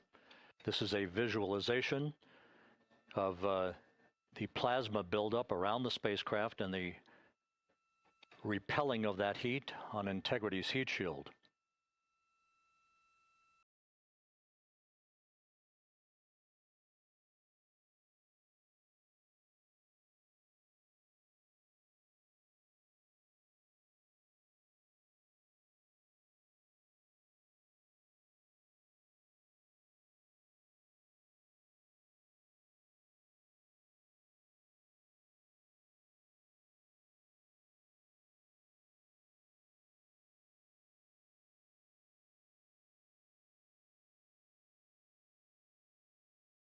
Flight Dynamics reports that airborne assets in the vicinity of the splashdown zone do have a visual on Integrity. Still 2 minutes and 40 seconds left in our blackout period. Time to splashdown, 9 minutes, 35 seconds.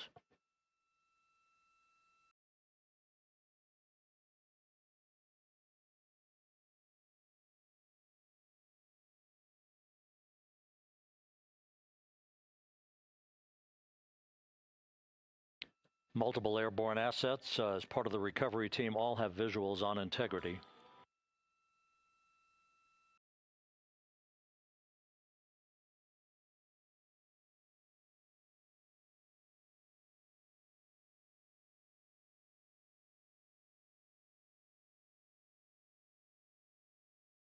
And the WB-57 flying in the splashdown zone also has a visual. And the Navy helos also have visuals.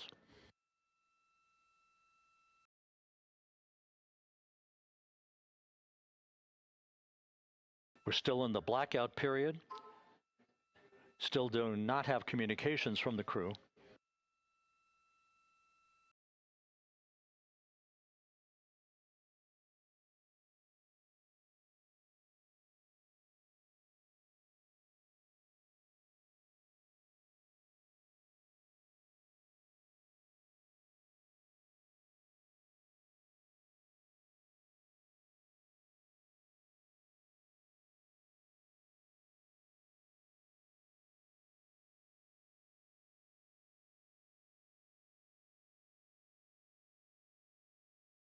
We're standing by for communications from the crew.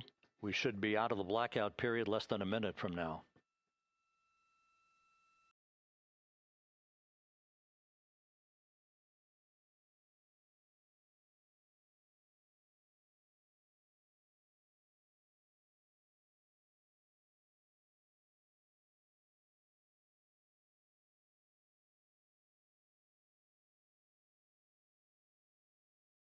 We are now processing data from Integrity.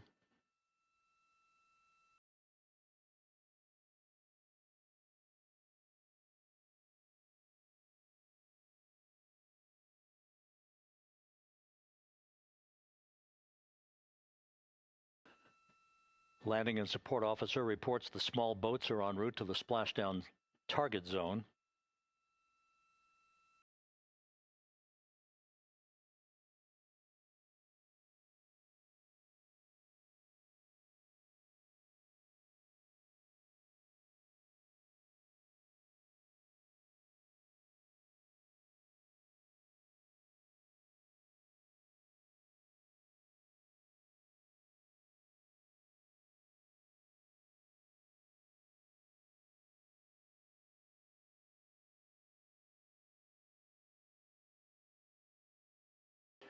Passing through 150,000 feet, our trajectory is perfect. We're getting intermittent views of Integrity. Still waiting to establish voice communication.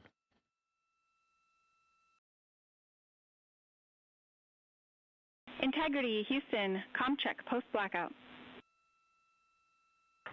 Houston, Integrity, we have you loud and clear. Your trajectory is nominal, and your recovery teams have visual. Guidance looks good. No action for the enabled internal camera controller fail. Big cheers from the viewing room here in Mission Control as voice communication reestablished with Commander Reed Wiseman. For America and a waiting world, Integrity is 5.5 minutes away from coming home.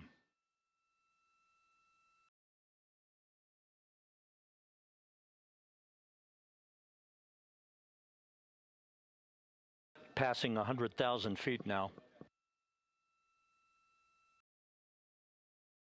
Range to splashdown 19 nautical miles.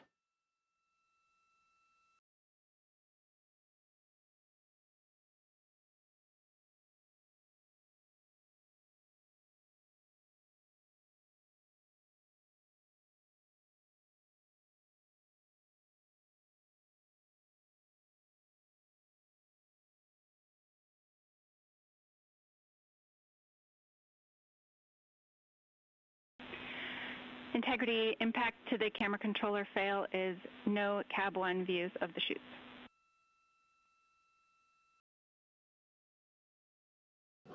Integrity. We're processing good data through the GPS system. A good view of Integrity, time to splashdown 4.5 minutes.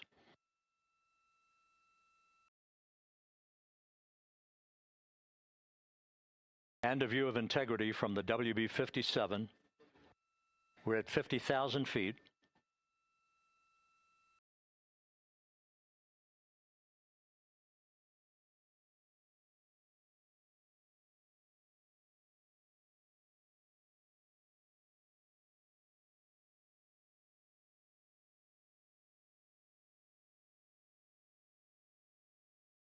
The pyros are armed for forward bay cover jettison.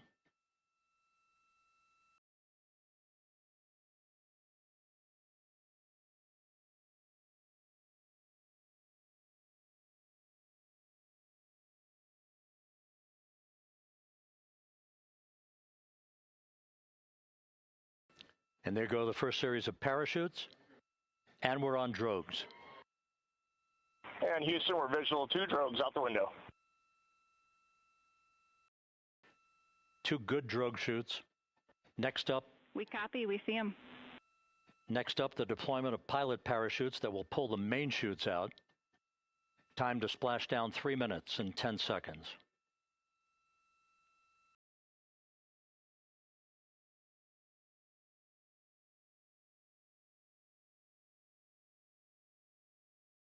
Perfect descent rate according to flight dynamics. Good rates on 2 drogues. We see the same on board.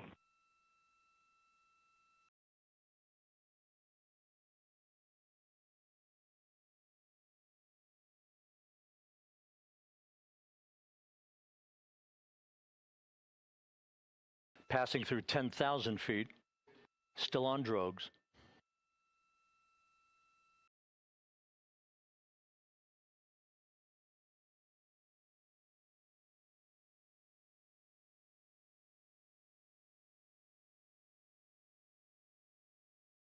Main chute deploy. We're at 5,000 feet.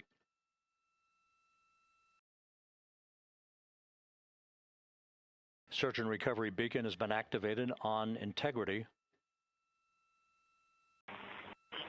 And we have 3 good main chutes.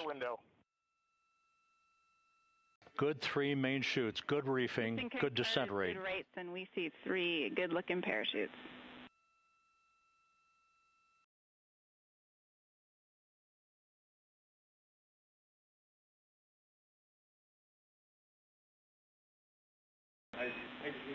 Integrity. Cabin pressure indicates no need for hydrazine checks.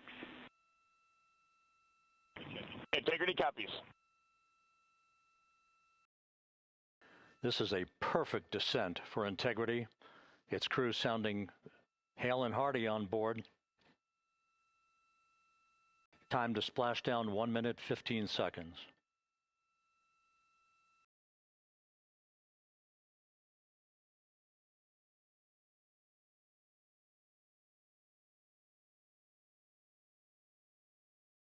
Integrity about to complete a journey spanning 694,481 miles from its launch from the Kennedy Space Center back on April 1st, and a trip around the moon.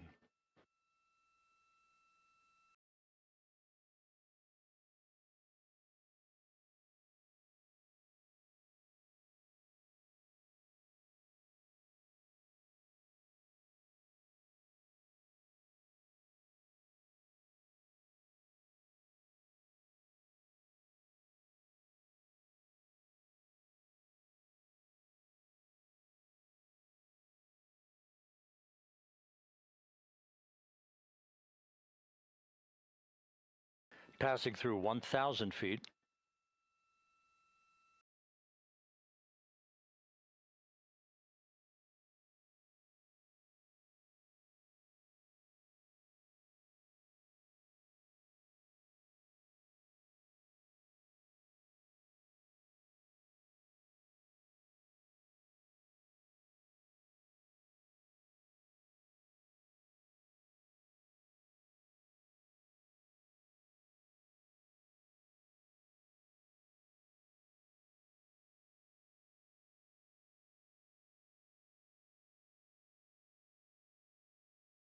Houston Integrity, splashdown, sending post-landing command now.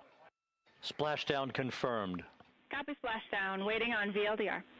Splashdown confirmed at 7:07 p.m. Central Time, 5:07 p.m. Pacific Time. From the pages of Jules Verne to a modern-day mission to the moon, a new chapter of the exploration of our celestial neighbor is complete. Integrity's astronauts back on Earth.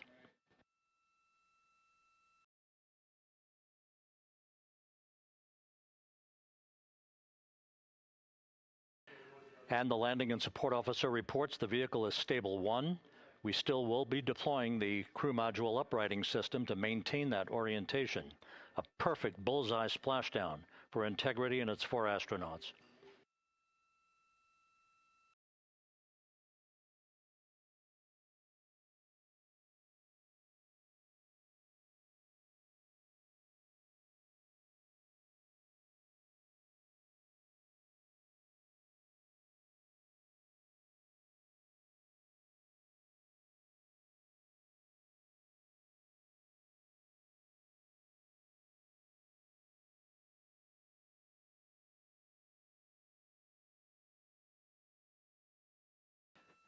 The unofficial splashdown time, 7:07 and 47 seconds p.m. Central Time. We'll get that refined for you. That would put the end of the mission at a mission elapsed time of 9 days, 1 hour, 31 minutes, 35 seconds.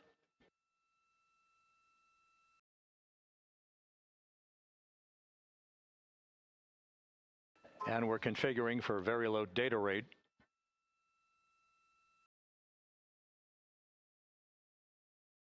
Once again, splashdown occurring in the Pacific, southwest of San Diego at 7:07 and 47 seconds p.m. Integrity Houston, comm check on VLDR.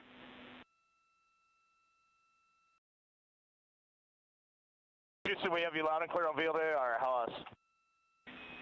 We have you the same. We'll meet you over in post-landing. Perfect communications established. A journey. We are stable 1, 4 green crew members. Houston copies all. Reed Wiseman reporting 4 green crew members. That is not their complexion. That is the fact that they're in great condition. That's what that means. So stable 1, upright. The crew module uprighting system is being deployed. The 5 airbags being inflated through helium to maintain the upright configuration for the vehicle. This was a textbook entry and a textbook touchdown for Integrity. Reed Wiseman, Victor Glover, Christina Cook, and Jeremy Hansen back on Earth after a journey around the moon.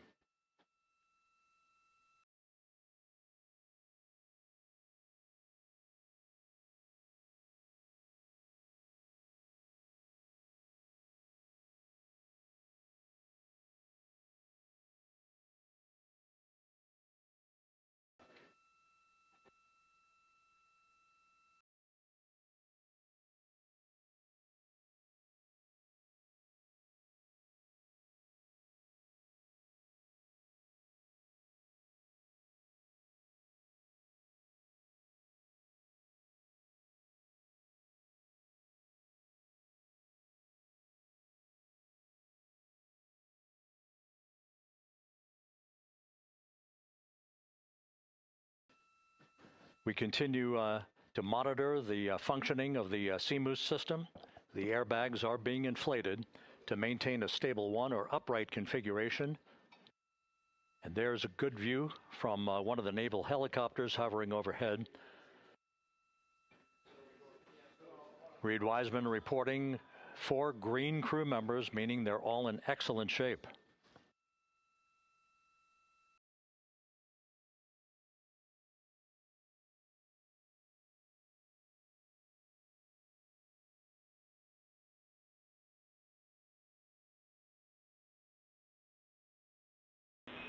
Integrity Houston for SAR beacon and radio.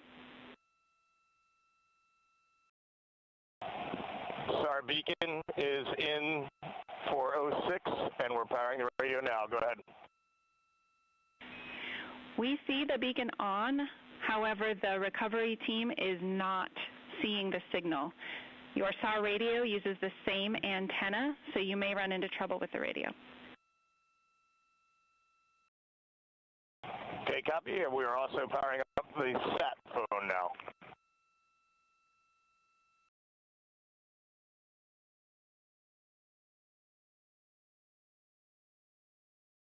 So Integrity is in great shape, and as the crew continues its post-splashdown timelined activities on board, Reed Wiseman once again reporting that all 4 crew members are in excellent shape. And we have 5 inflated airbags to maintain an upright configuration so that the recovery team can now begin a slow approach to the vehicle. Meanwhile, here in the flight control room, Entry Flight Director Rick Henfling is polling his team of flight controllers for the start of powering down the vehicle after a thorough systems check. We have no toxic gases to be concerned about, so the recovery personnel can approach the vehicle, but not until we have powered down the spacecraft. That's expected to take a few more minutes.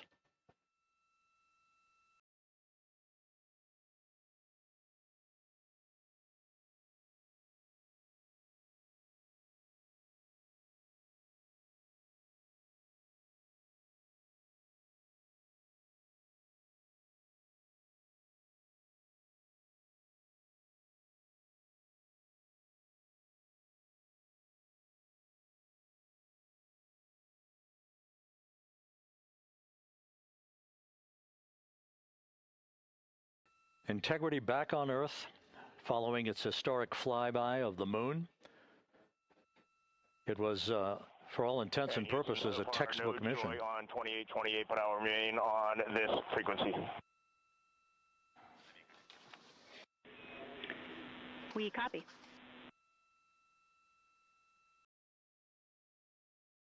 Reed Wiseman indicating some trouble with the SARSAT phone on board, but that's not an issue. What is more important is that the vehicle is solid. No issues as we begin the power down of the vehicle to begin the recovery process.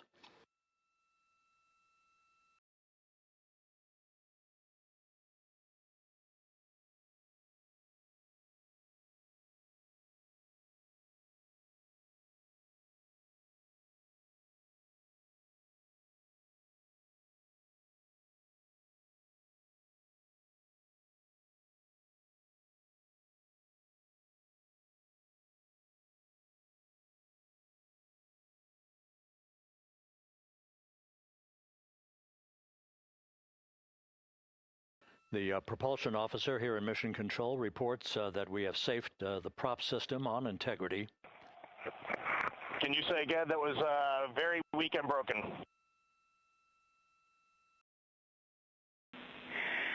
Integrity, Houston did not call.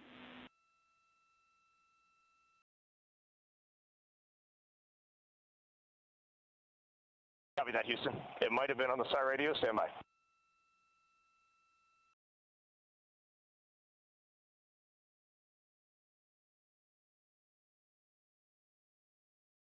All of the milestones were executed in perfect fashion. Integrity entering the Earth's atmosphere right on time, reaching its peak speed shortly after a blackout period began. We emerged from the blackout period, but the recovery imagery airborne assets were able to pick up Integrity's descent almost immediately through entry interface, tracking the vehicle all the way down. And finally, you saw the sequence of chute deployments. First, the forward bay cover being pulled off the top of the vehicle by a series of 3 parachutes. Then the drogue chutes were deployed, followed by the 3 main chutes that slowed the splashdown velocity of Integrity to just 19 miles an hour.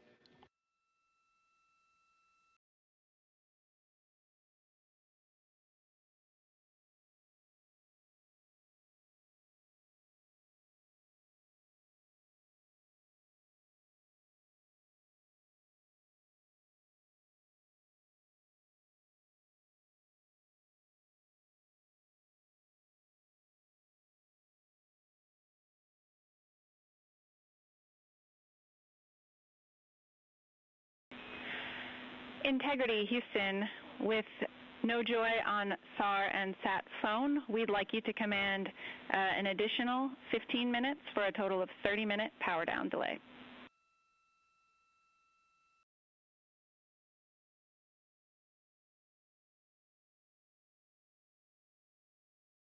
All right, Jackie, we have selected T/D+30. No joy on SAR radio or sat phone. And stand by, we have the master diver on SAR radio. Please hold comms. Hey, Lily, excuse me. Hey, Jackie, we just got the master diver on SAR.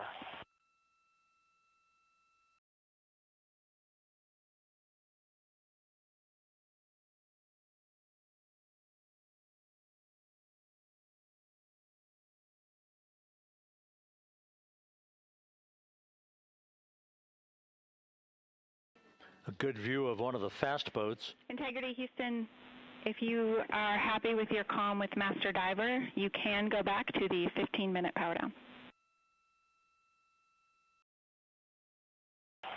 Okay, stand by. Yeah, we'll confirm here in a second. The crew on board Integrity coordinating with the flight control team in Houston here in Mission Control on the timing of the power down of the vehicle, which will be the precursor to the recovery teams approaching the spacecraft. There are no issues with integrity. We've had a bit of broken capability in establishing a SARSAT or satellite phone communications capability between the crew on board Integrity and the recovery team. That will get sorted out here shortly. There's plenty of cooling on board Integrity, so there's no rush to begin the power down. To call you on the sat phone and not getting an answer there either. Concur. We haven't had anything come through.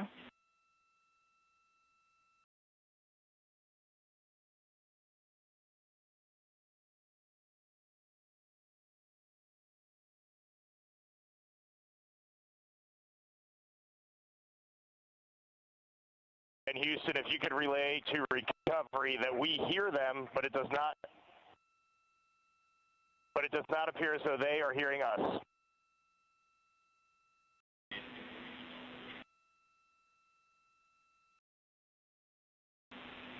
Houston copies, and Reed, just to confirm, you are pushing the PTT on the radio.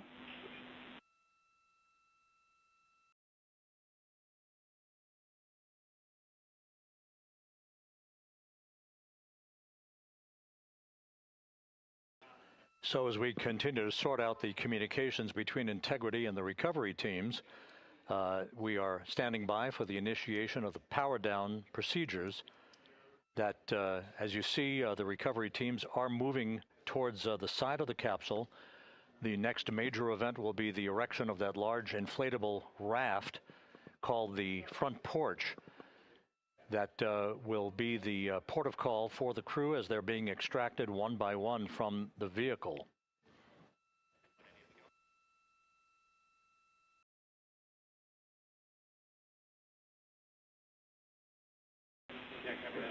Integrity, Houston, for sat phone, we are going to attempt to call you.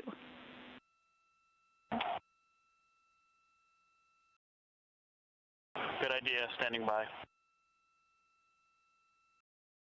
And Jackie, yes, we are pushing the push to talk, the two buttons on the left side of the radio below the up-down arrows. We are utilizing them. I'm rebooting the radio to see if we get good comms. Okay, we copy all, and just to confirm, you are seeing that you're touchdown plus 3030 for power, correct? That's affirmative.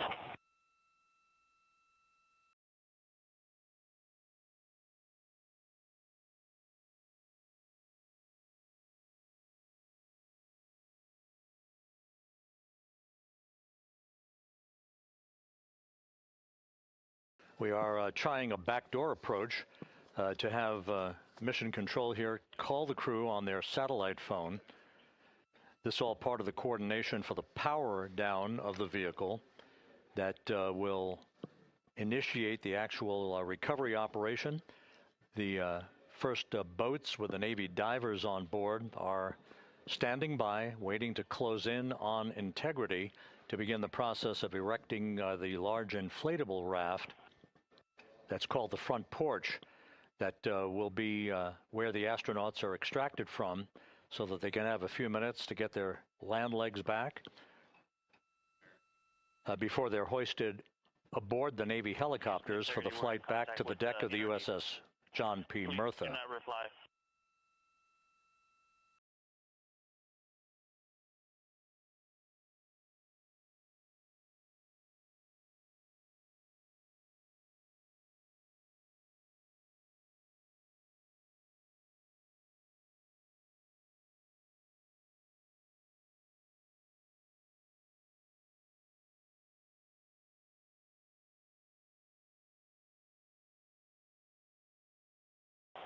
And Houston, please don't reply. NRD, very weak,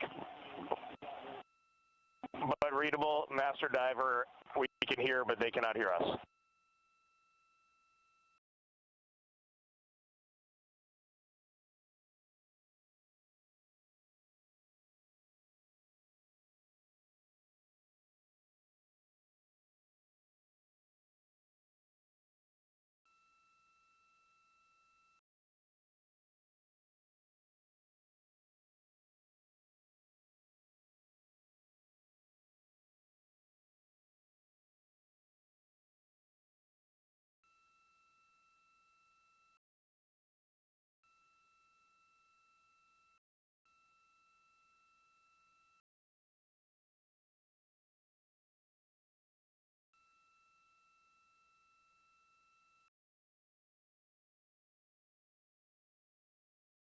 And Houston on OE1, is there any chance to tie us into NRD?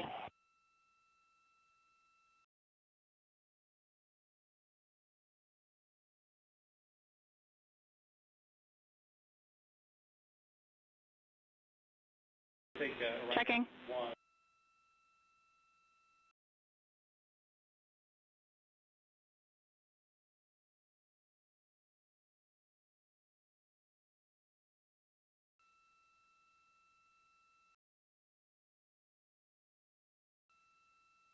This is Mission Control, Houston. While we stand by for the establishment of communications between Integrity and the recovery team that is basically standing by very close to the spacecraft, we're going to go to the deck of the USS John P. Murtha, where Megan Cruz is standing by with Administrator Jared Isaacman.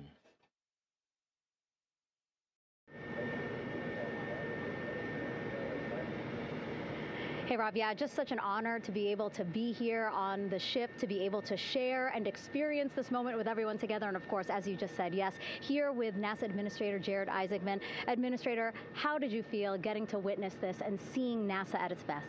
Oh, I mean, I'm honestly, I'm still at a loss for words. I mean, you know, like the childhood Jared right now can't believe what I just saw. I mean, almost been waiting my whole lifetime to see this, and then it's NASA Administrator. I just couldn't be more proud of the entire workforce, the years, the effort, the late nights, all the hard work from across the country that contributed to this incredible moment right now. And yeah, incredibly grateful too for our teams here on the John P. Murtha right now. Yeah, look at them behind us here. Got everybody. Hey, what do you guys think? We just brought some astronauts back from the moon, huh? Unbelievable. Thank you. Yeah, so grateful to the Navy, the sailors that are here, the NASA teams. I mean, this is a joint effort that's on their way right now. These recovery forces are getting out to our Orion spacecraft, to Integrity, get our astronauts back on the ship safely. Yeah, and this is not just an accomplishment for NASA. This is an accomplishment for humanity. Again, a historic mission to the moon and back. How does this make you feel, and what do you hope people take away from this?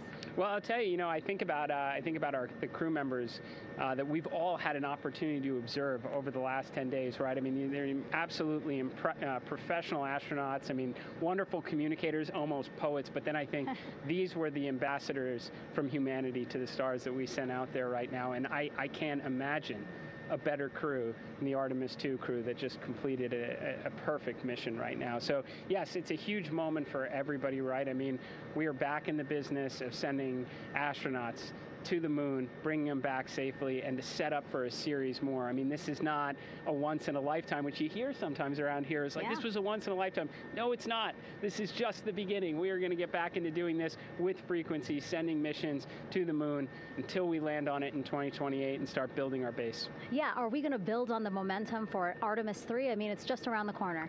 Absolutely. So, I mean, that's, you know, part of me too. Like, I can't wait to get the crew off of Integrity right now, but also getting Integrity back on this ship so we can start taking a look at it, because all that data is so precious to us right now. I mean, we are going to definitely want to take a good look at the thermal protection system. We're going to want to download all the data they couldn't transmit back to us and use that to inform Artemis 3. But we're already making progress, right? You had SRB segments already showing up at KSC. Core stage for Artemis 3 is rolling out on April 20th.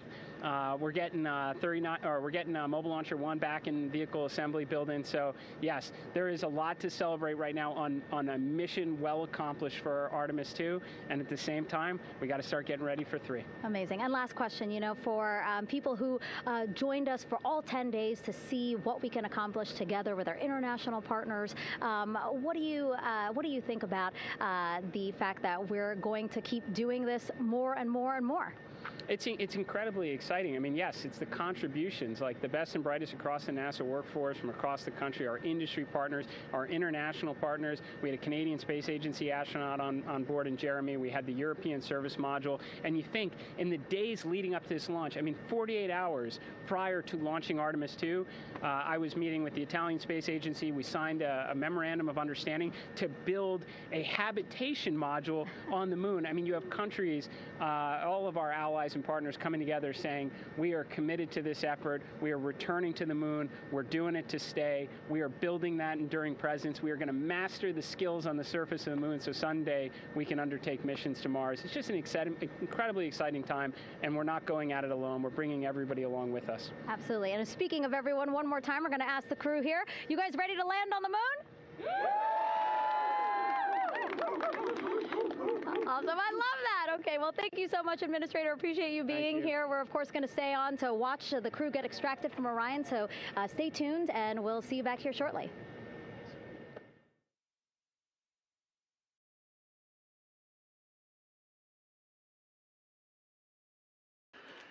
Thank you, Megan, and thank you, Administrator Isaacman. We are in the process of working to establish that communications link and to establish the procedures that will lead to the power down of the spacecraft, which is gently bobbing in the Pacific following a bullseye touchdown that occurred at 7:07 p.m. Central Time, 5:07 p.m. Pacific Time, 2.5 hours before sunset in the Pacific, southwest of San Diego. We have once again heard from the crew during that interview opportunity with the administrator, and we have 4 healthy crew members on board.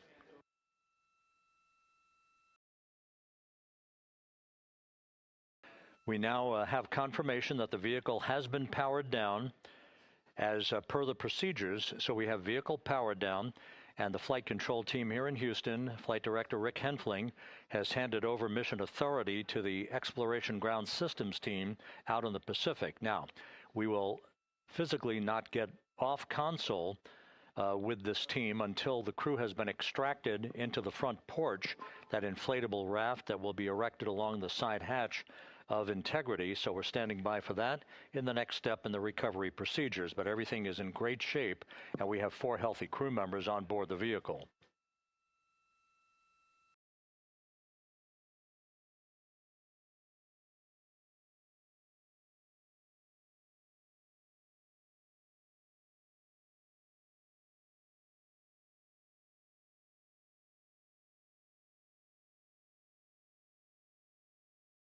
All of the entry events went by the book, no issues, perfect trajectory for Integrity that was culminated with one final raise burn to improve the angle of attack for the vehicle as it entered the Earth's atmosphere. All of that flight dynamics computation worked like a charm.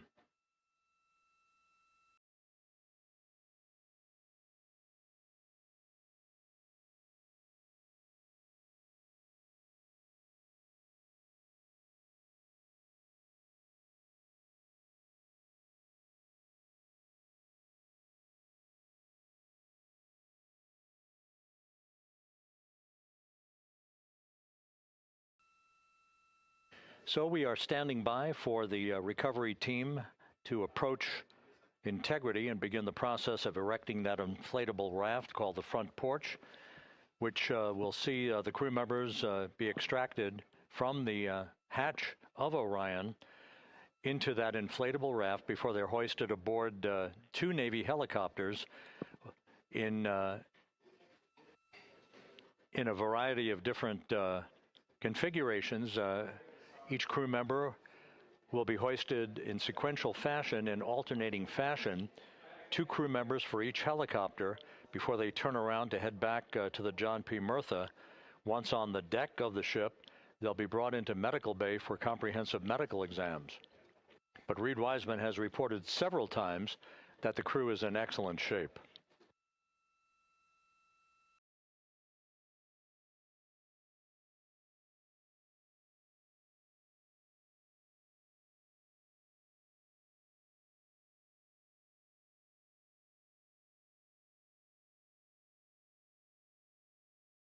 So just to recap, it has been some 26.5 minutes since the splashdown of Integrity in the Pacific. The vehicle is in excellent shape.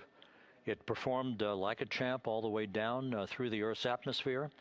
All of the vehicle functions were checked off in excellent trip hammer fashion. The parachutes all deployed as planned. Splashdown occurring at 7:07 p.m. Central Time, 5:07 p.m. Pacific Time.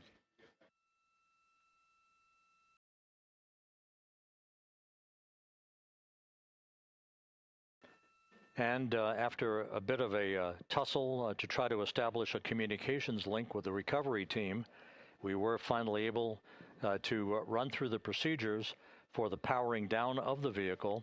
We've handed over mission authority to the Exploration Ground Systems folks out in the Pacific, and the recovery team will be approaching the vehicle shortly to erect the inflatable raft called the front porch before opening the hatch to integrity to bring the crew members onto that raft before they're hoisted onto two Navy helicopters, two crew members for each helicopter, before they're flown back to the deck of the USS John P. Murtha.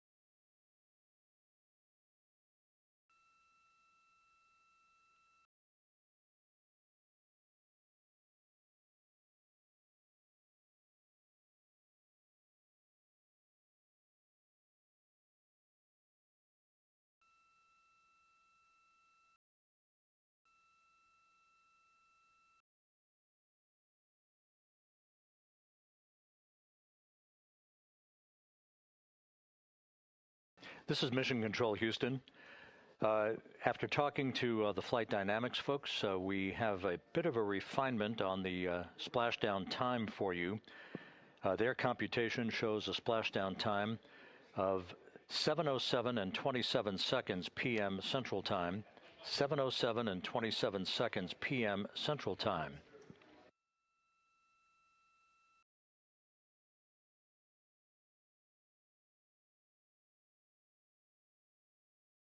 That would equate to a mission elapsed time of 9 days, 1 hour, 32 minutes, and 15 seconds.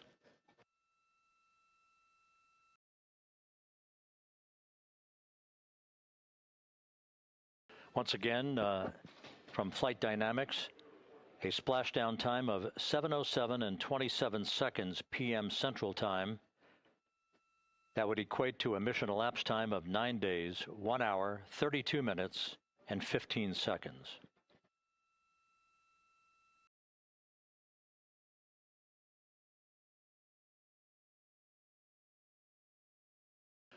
Reports from the Pacific indicate that the recovery team in communications with the crew aboard Integrity, that the crew remains in excellent shape as they await the approach of the team for a final hazard gas evaluation before they move to the side of the vehicle to erect the inflatable life raft called the front porch.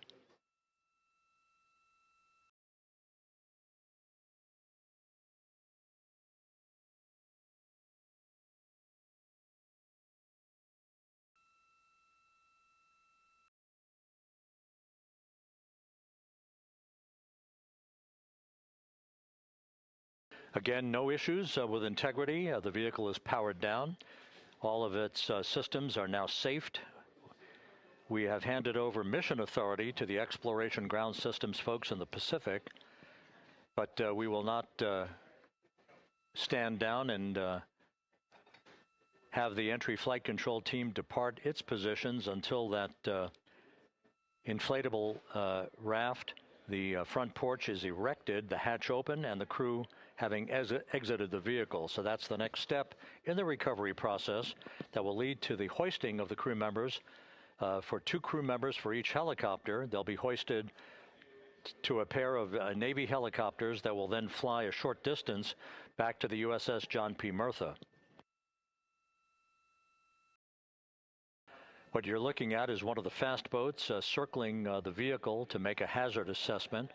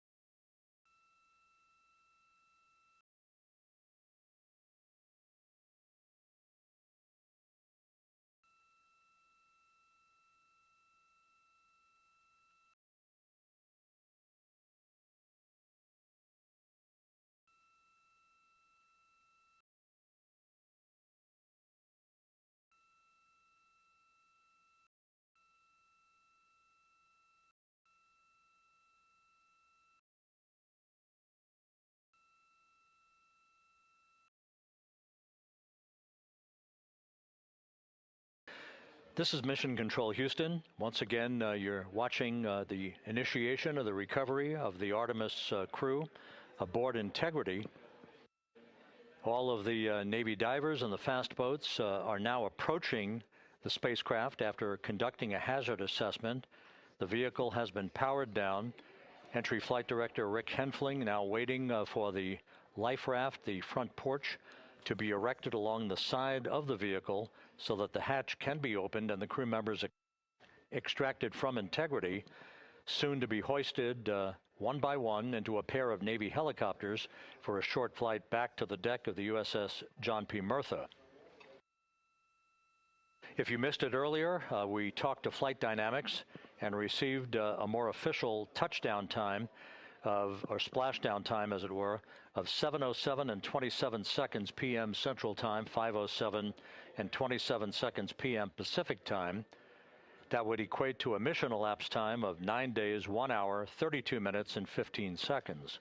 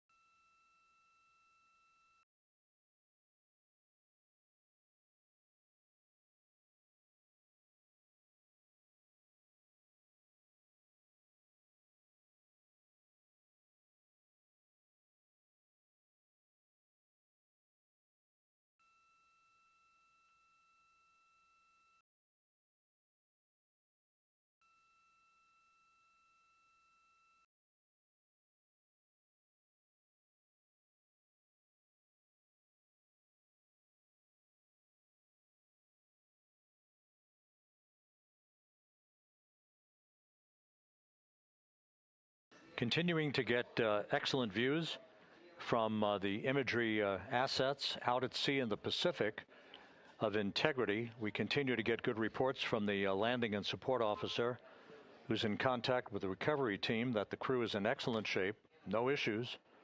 They're just currently biding their time, waiting for the front porch to be erected. We have no hazardous hazard gases and no hazardous situation with the vehicle. It performed perfectly all the way down from entry interface to its splashdown in the Pacific at 7:07 and 27 seconds p.m. Central Time. And as you can see, the first phalanx of recovery personnel now pulling up alongside of integrity.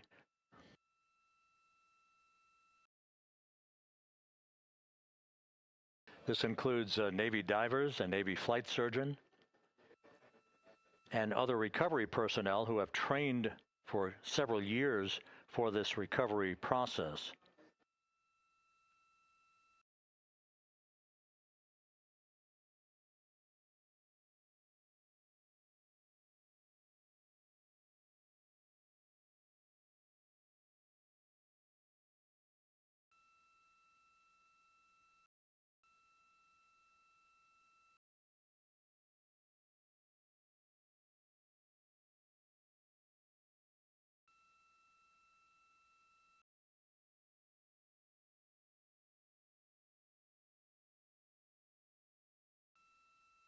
At this hour, some 41 minutes following splashdown, The vehicle has been powered down. There's no hazardous gas emanating from the vehicle. That's why the first team of recovery personnel has been able to pull alongside Integrity. And the reports continue to come in that the 4 astronauts are in excellent shape.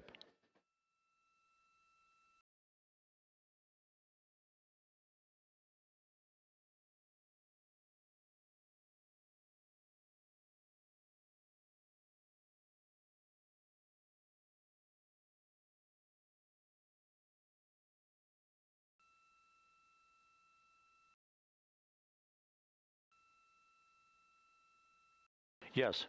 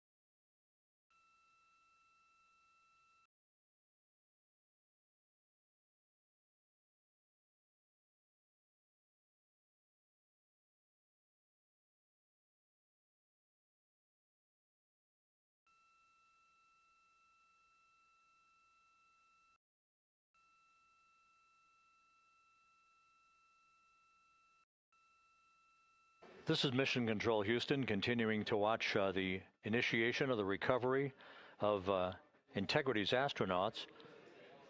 One by one, they'll be brought out of the spacecraft onto a large inflatable raft just a short time from now.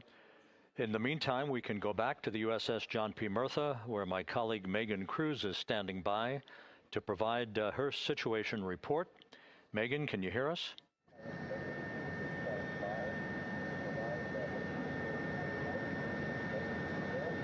Hey, Rob. Yes, I can hear you. Thank you. Yeah, we're back here on the bow of the recovery ship where there are still plenty of people peering out into the water. We are not very far from the action everyone is seeing on their screen now.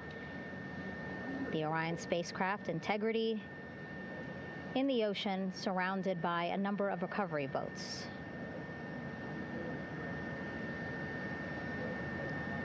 As Rob has been saying, in those recovery boats, NASA and Navy personnel specifically trained to get the astronauts out of Orion.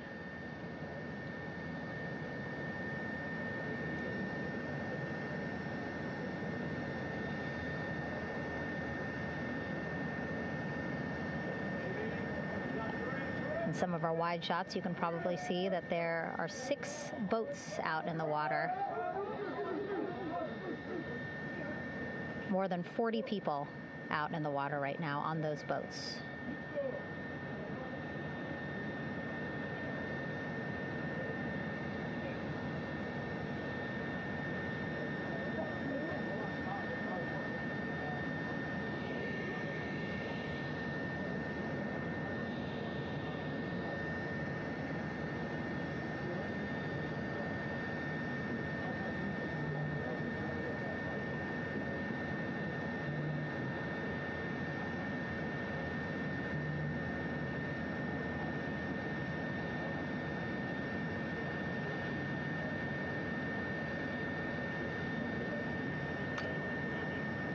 First order of business is to set up the front porch and the stabilization collar.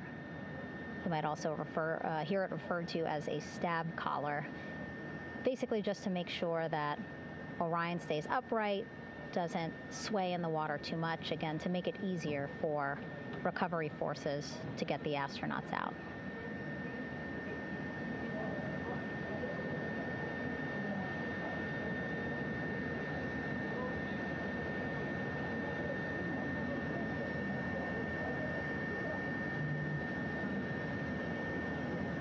Again, we splashed down in the Pacific Ocean just after 5 p.m. Pacific time here.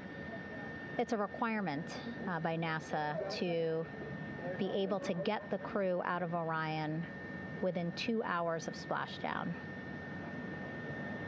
So doing great on time so far. Plenty of time. No rush either. I was speaking to NASA flight surgeon Rick Schuring earlier in this broadcast, and he said to me, no rush to get the crew out. Just want to make sure that they're feeling good, and whenever they're ready to take their step out of Orion and onto that large raft, the front porch, folks will be ready.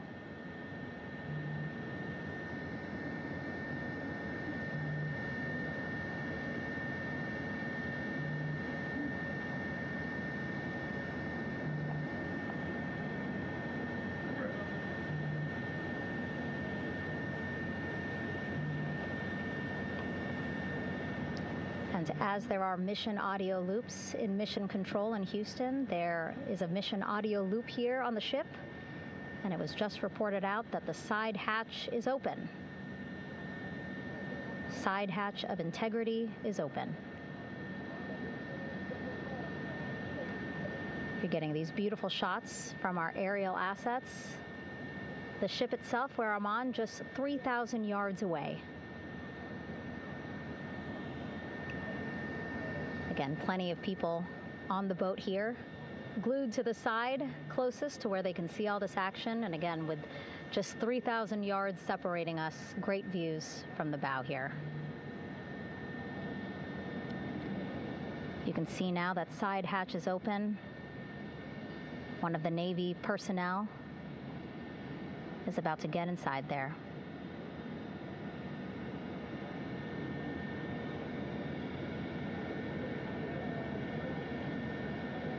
In they go. In total, 4 will go into Orion. So it'll be a little bit of a tight squeeze, but the goal is to have a recovery personnel with each astronaut assessing them.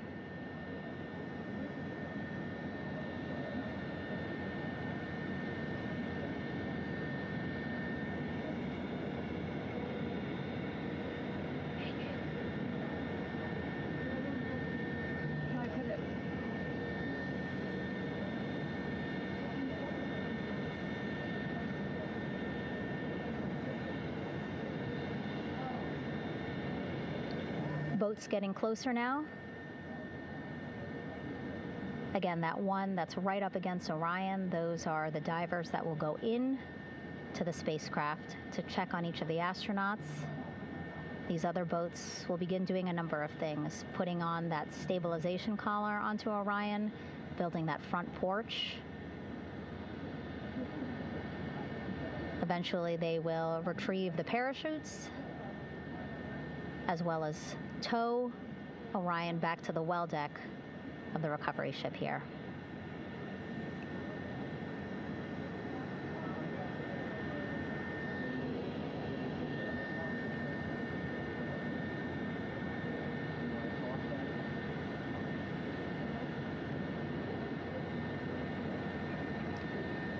And so as we wait for the Navy and NASA personnel to get their assessment of the crew inside of Orion, why don't we toss it back to Rob for an update? Yeah, thank you, Megan. Here in Mission Control, Flight Director Rick Henfling and the entry team of flight controllers still on duty. The vehicle has been powered down for some time now. There are no hazardous gases emanating from integrity. That, of course, allowed the recovery personnel to approach the vehicle and then open the hatch to begin the initial medical assessment of the crew, as you just indicated. Now we're standing by for the erection of that inflatable raft, the front porch, alongside of the vehicle that will enable the crew to be extracted one by one onto the raft, have a moment or two to get their land legs back before they're hoisted into 2 hovering Navy helicopters, 2 crew members for each helicopter, for a short flight back to the deck of the USS John P. Murtha.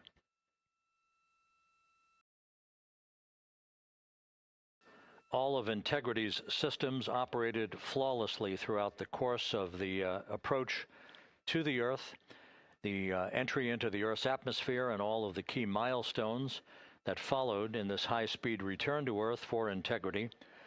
A mission that spanned more than 694,000 miles from the vehicle's launch from the Kennedy Space Center atop the Space Launch System back on April 1st.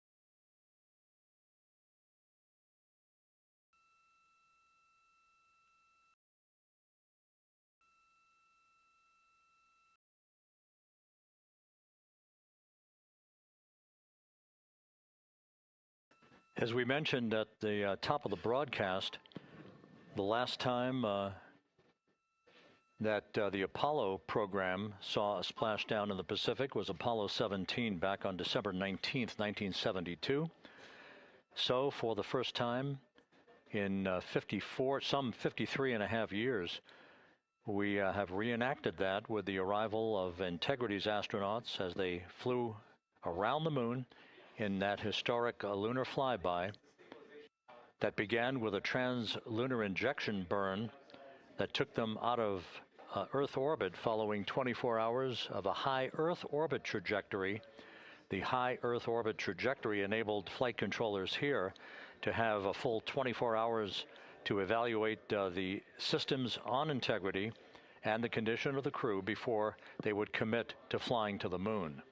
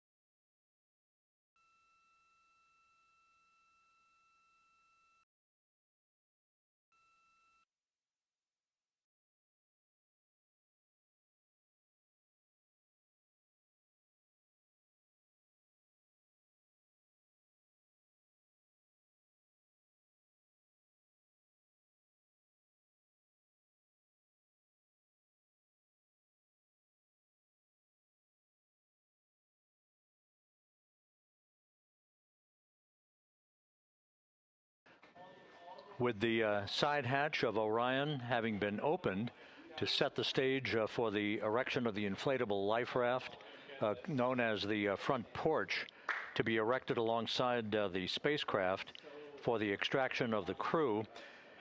Let's play for you an interview that my colleague Megan Cruz conducted on the USS John P. Murtha with Navy diver First Class David McMahon that explains how this process is unfolding. Okay, Davey, so you and some of your team, one last look over of the stabilization collar, correct? Yes, ma'am. Okay, so what is this stabilization collar? This is what's going to stabilize the capsule out there in the ocean. We don't know how good the weather or the waves will be that day, so this will help prevent any unnecessary occurrences from happening, stabilizing the capsule and the astronauts inside. So basically this is a float that will go around Orion. I'm assuming that what they're doing right now, these are the lines that will attach the collar onto Orion? That is correct. And so what are they doing here? So we've got the lower line that will secure the inflation device before we inflate it. That gives us the go-ahead that it's secure in its space, and then we'll inflate it. And then once that is done, we'll undo all the carabiners and get this orange line on top tied in the same fashion. And then this will be secured to the capsule, and the astronauts can safely take their first steps out of the capsule onto the front porch. Okay, and how long will it take them to set up the stabilization collar? We should definitely be able to handle this in under 10 minutes. Okay, wow. And then you just mentioned the front porch. So basically after they set up this stabilization collar, then they set up what's called the front porch here. That's correct. Okay, and what's the front porch? Front porch is basically a bigger waiting room for the astronauts to sit in while we wait for the helicopters to show up and grab them. Okay, so the medical team that was inside with the crew, they're going to help them out and onto the front porch? That is correct. And then what happens here? We have higher trained medical personnel also on board the front porch that will give them lookovers and just make sure they're okay while we wait for the helicopters to show up. Okay. How does it feel, I mean, your team, you, to be part of a mission that's returning astronauts from the moon in more than 50 years? We all feel extremely honored to be a part of this, as well as a bigger mission for the Navy and joining up with NASA to do great things. Mm-hmm. And do you feel like you and your team are ready? Yes, very ready. Cool. All right, thank you so much. Thank you.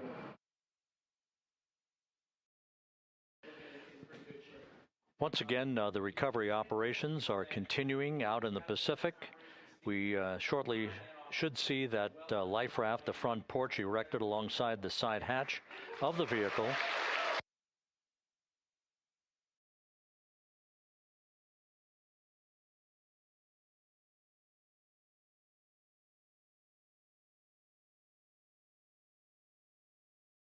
A number of flight controllers have come into the flight control room to receive congratulations from Entry Flight Director Rick Henfling.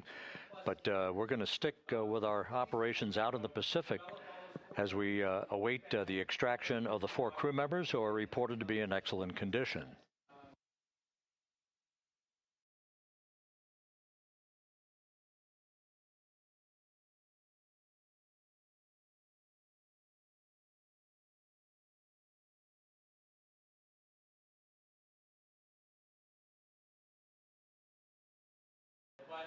Again, while we stand by for that front porch to be erected alongside of the side hatch of the vehicle, let's go back to the USS John P. Murtha and Megan Cruz. Megan?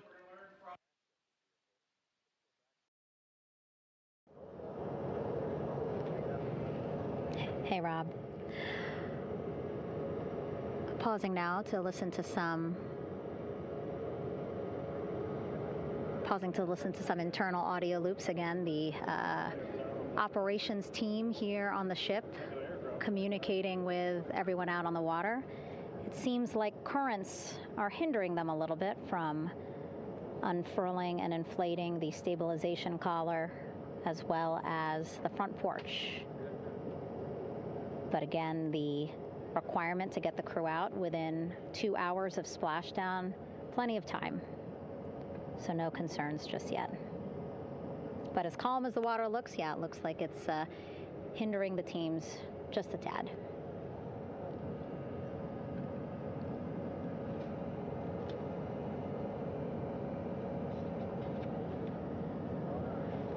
You can see in some of our shots that side hatch still open. Again, inside there are now 8 people inside. 4 divers, Navy divers, all with medical training, each assigned to an astronaut each. Making sure that they're comfortable, feeling good.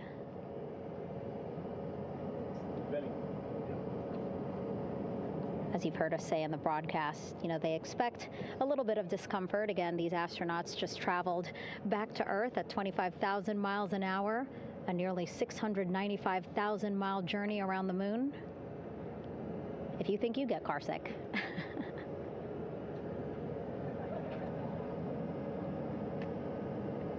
Again, 6 boats out there, lots of gear with them, just in case, right? As we said, the crew reported feeling great, but again, all those folks out there in case they weren't, right? NASA is all about making sure we think about every situation that can happen, and so, of course, wanted to be ready in case any of our astronauts needed more medical attention while out there in the water.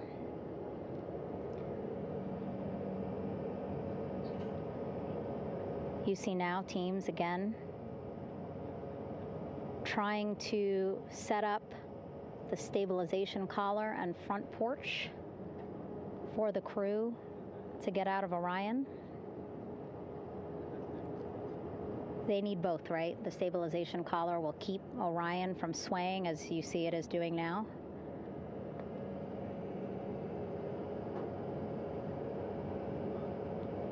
And then they will connect the front porch to the stabilization collar so that the crew can take 2 steps and they will be in the front porch.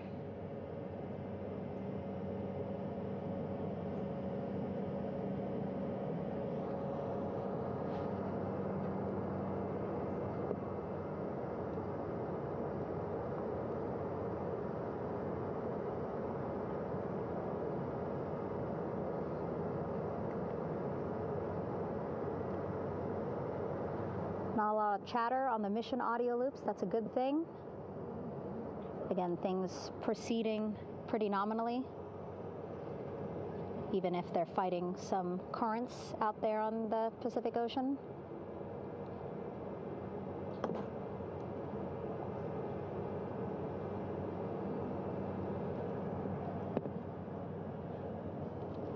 Again, the goal, setting up the stabilization collar and the front porch so that the crew can rest comfortably in the front porch, get placed into harnesses so that 2 helicopters can lift them off the front porch and onto the USS John Murtha here.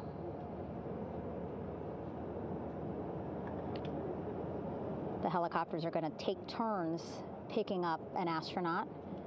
So again, Helo 1 and Helo 2.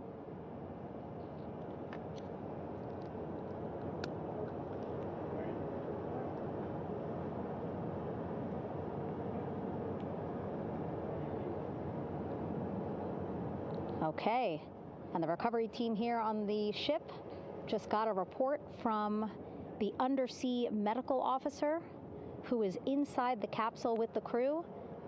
He is reporting all 4 members are green. All of our 4 astronauts, Reed, Victor, Christina, Jeremy, green, meaning they are feeling great, not the complexion of their skin. They are feeling great, happy to be home, and ready to be extracted as soon as possible.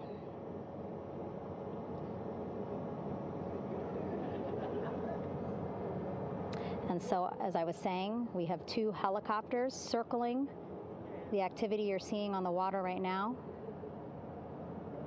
Each will take turns picking up an astronaut. So Helo 1 will come on in, hover above the front porch, about 40 feet above the front porch. A Navy recovery specialist will be hoisted down into the front porch. The restricted maneuvering doctrine is in effect. Will connect to the first astronaut, which we're expecting to be Christina. And then Helo 2 comes around, picks up Jeremy, while Helo 1 stays above head, and then Helo 1 will come back in for another astronaut, and then Helo 2 for the last astronaut, and then back to the flight deck here on the recovery ship.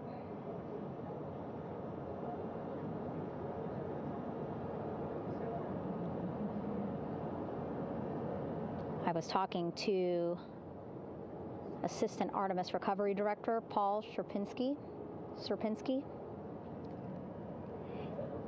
He said helos are a much quicker, safer way to get on board. They did actually consider boats, but then if you think about it, longer time, the crew would have to move through more of the ship.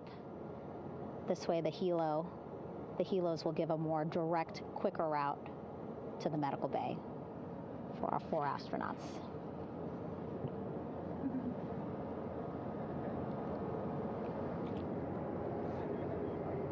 Beautiful shots from our aerial and imagery teams.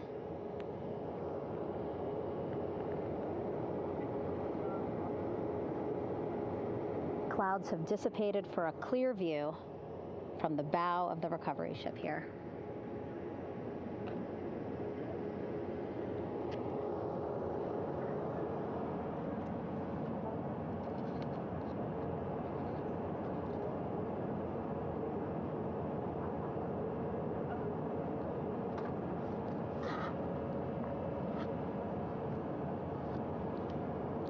You can still see divers in the water there.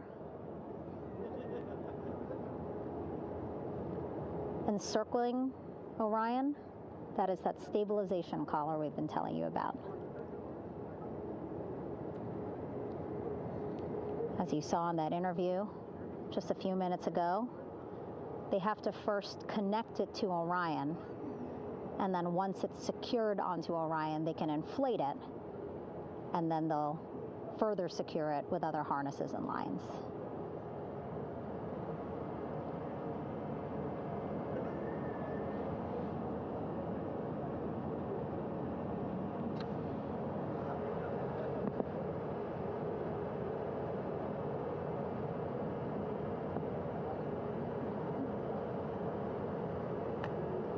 About an hour and 10 minutes since splashdown in the Pacific Ocean here.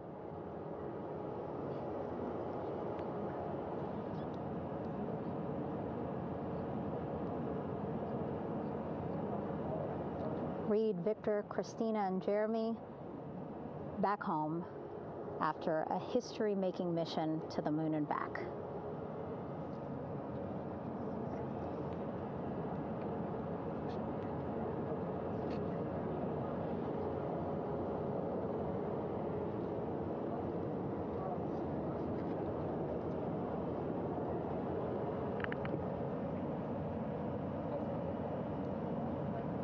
If you missed what we said just a couple of minutes ago, the undersea medical officer inside with the crew in Orion, reporting all 4 crew members feeling great.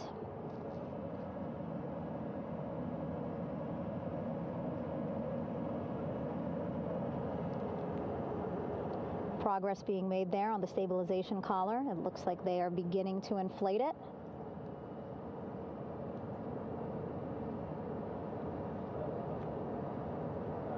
And it looks like they're starting to unfold the front porch in order to get that into the water here shortly and inflate that as well.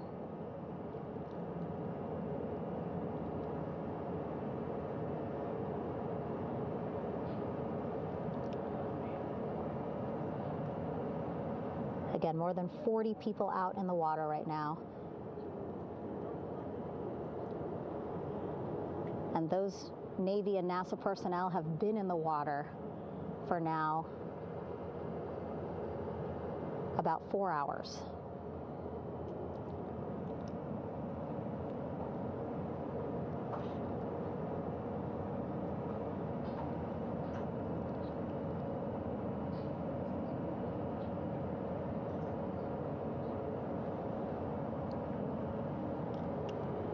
The reason why they had to get out so early is just to stage everything. And actually here on the ship, when there are flight operations happening, you can't have anything else, right? Just because the flight deck can be a dangerous place, so they just want to focus on planes coming and going from the ship, so that's why they wanted to get the boats in the water to make sure that they have all the time they needed for the flight ops. And then the same crew here out in the water, they will stay out in the water for a number of hours after we recover the crew and get them back on the ship, because then they have to recover Orion.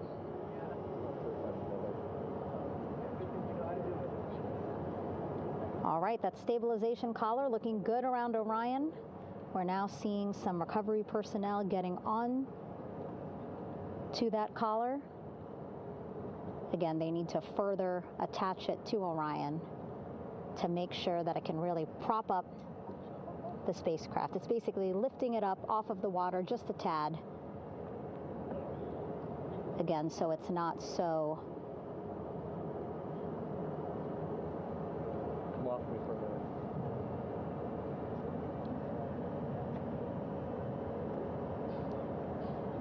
so it doesn't sway so much in the water there.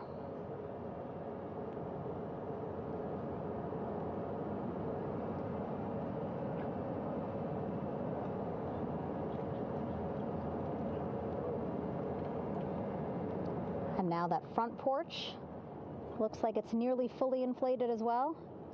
You can see a much larger surface area.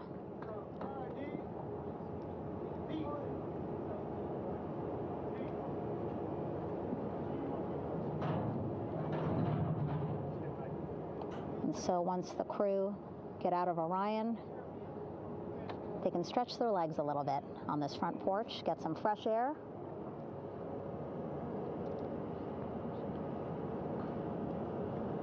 And enjoy this beautiful day here on their home planet.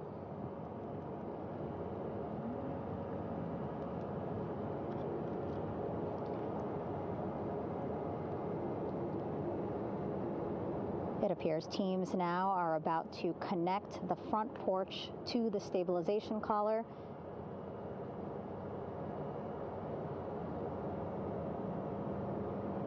And at that point, when both are secure, we should soon see astronauts come out of Orion.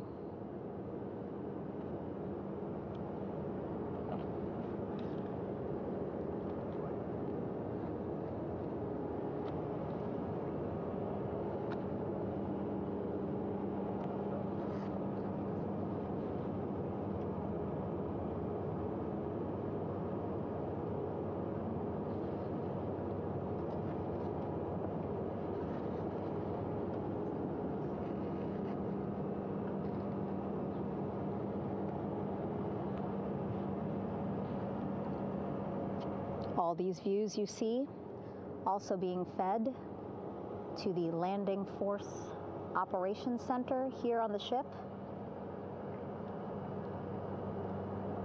Of course, it is very important for our recovery teams leading the mission to have all the views that you're seeing as well.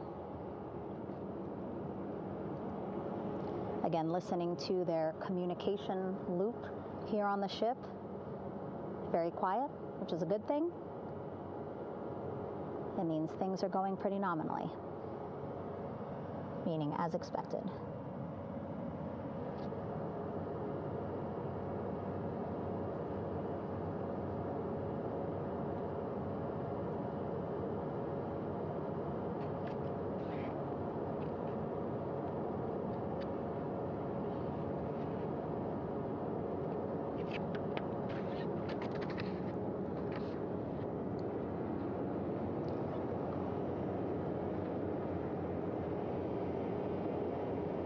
Again, all this activity happening just 3,000 yards away from the ship. So that means this will be a very quick flight back on the helicopters for the crew.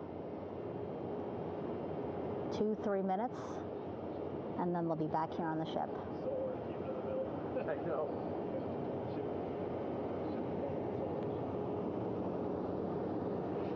Okay, saw a thumbs up from one of the personnel on the front porch. It looks like they are now getting ready to deploy what they call the Air Rescue Vest, ARV. And so this is the harness that each crew member will get into in order to be hoisted into the helicopters. Again, those helicopters hovering just about 40 feet above the front porch when they're ready to pick up each crew member.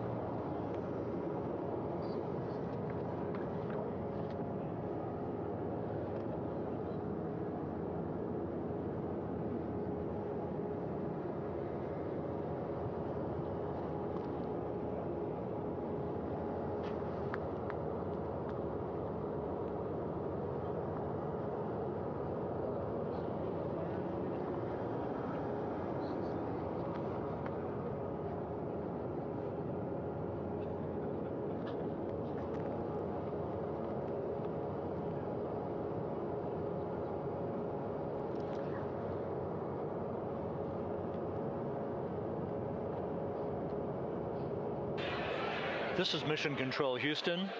Behind me, a fairly raucous scene as hundreds of flight controllers have poured into the flight control room here.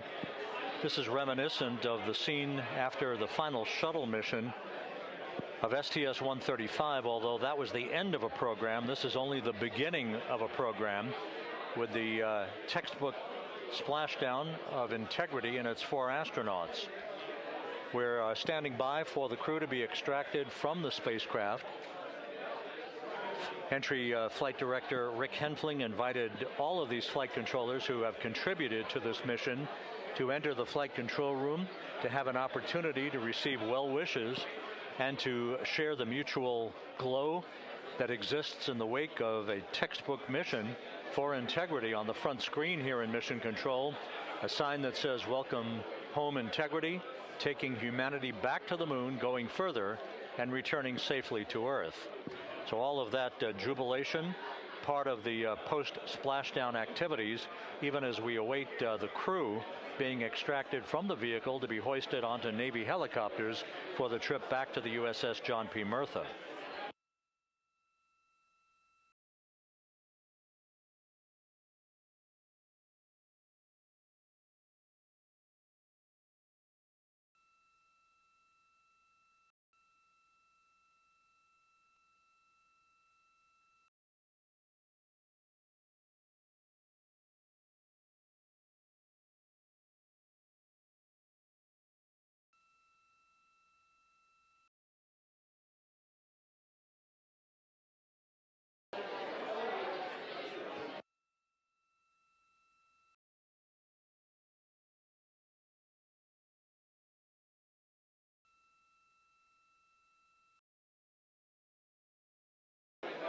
Once again here in Mission Control, this view of the Artemis flight control room, known as the White Flight Control Room. This is the old shuttle flight control room, and now is the home of Artemis missions to the moon and beyond.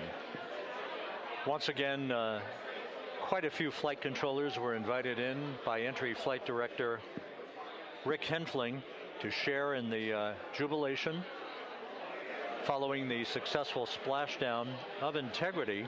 That splashdown occurring an hour and 22 minutes ago, as we stand by for the completion of the extraction of the crew, and ultimately they're hoisting onto Navy helicopters for a short flight back to the USS John P. Murtha.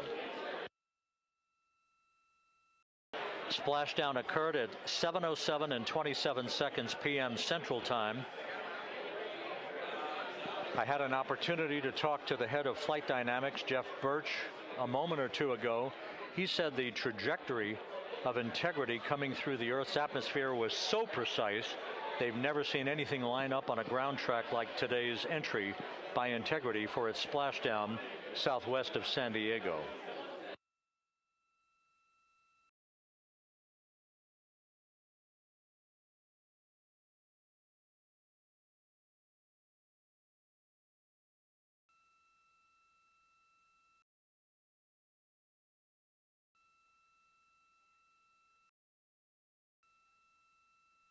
And the initial, you can hear it.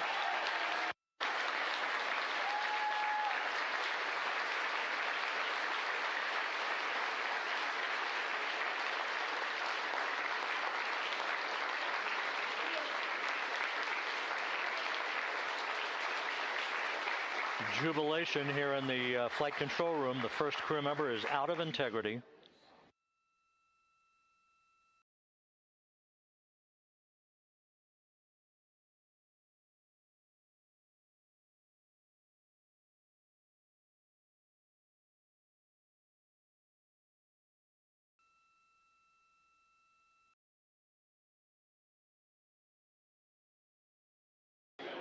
We are expecting the other crew members momentarily to be extracted.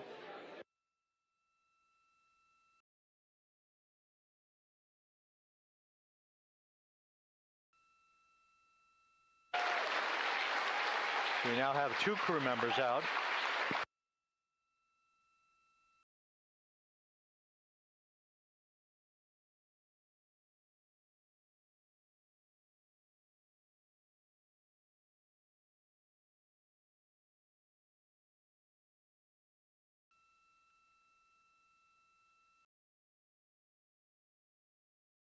Two crew members out, 2 to go.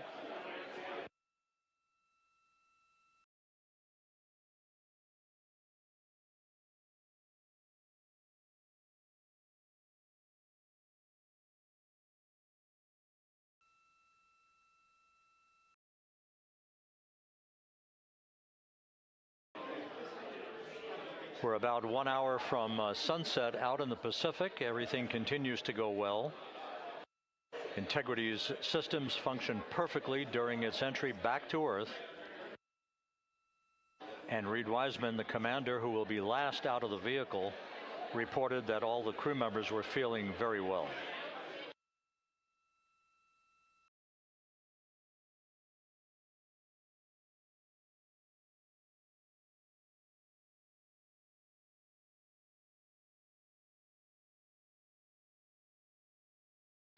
Crew member number 3 now out.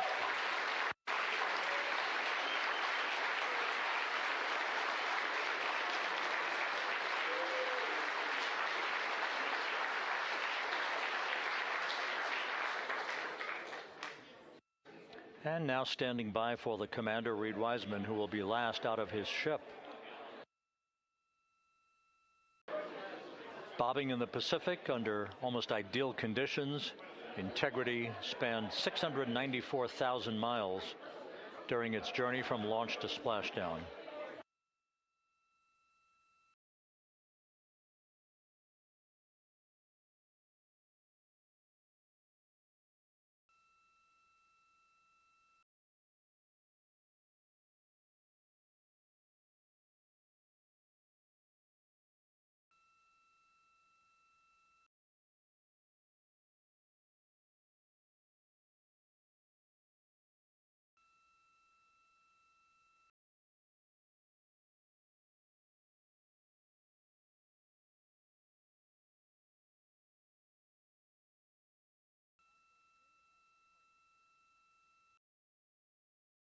And we now have Reed Wiseman out of the vehicle, all 4 crew members now out of Integrity.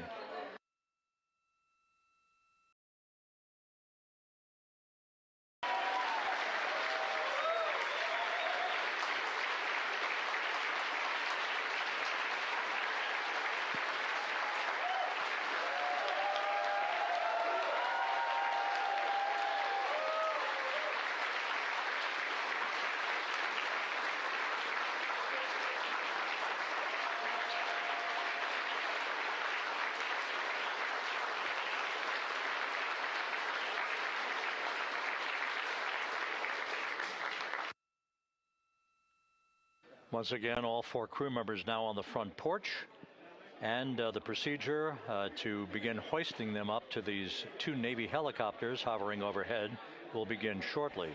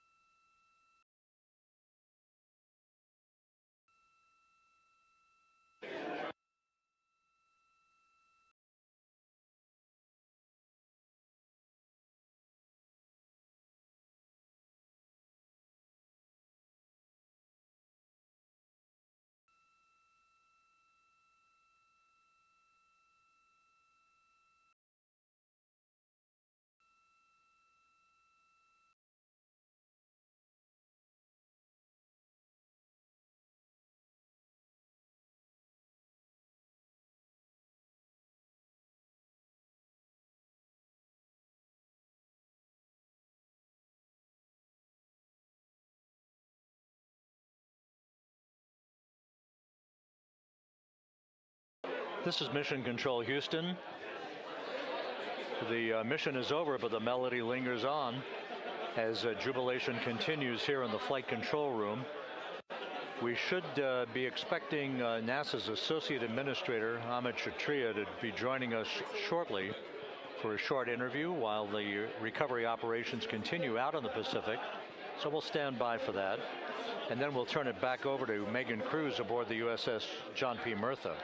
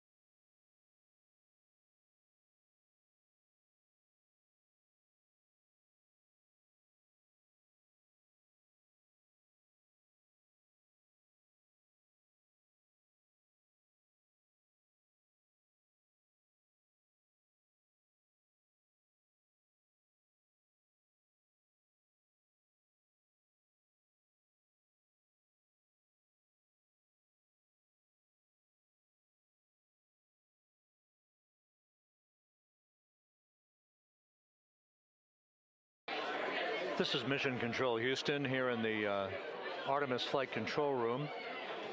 A number of flight controllers basking in the glory of the successful end of this mission that carried 4 astronauts around the moon on a lunar flyby, and the first test flight of Orion with crew members on board. Splashdown occurring an hour and 32 minutes ago after a flawless descent back into the Earth's atmosphere for the vehicle. Its 4 crew members in good shape, simply enjoying their time right now on the front porch, as it were, the inflatable raft alongside of their Integrity spacecraft. We're expecting Amit Kshatriya, the NASA Associate Administrator, to join us here momentarily for a brief interview before we turn it back over to Megan Cruz aboard the USS John P. Murtha, the recovery ship.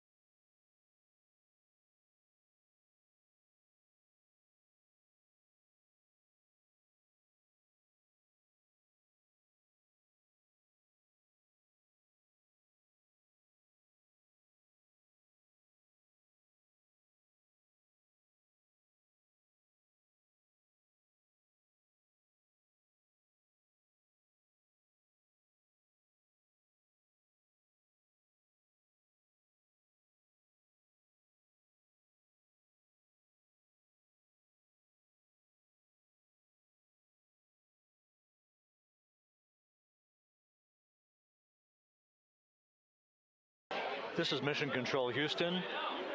We're about an hour and 34 minutes since the textbook splashdown of integrity in the Pacific to bring home our astronauts. And with us now is Amit Kshatriya, the NASA Associate Administrator. Amit, a little bit of history made tonight, a little bit of history made over the past few weeks.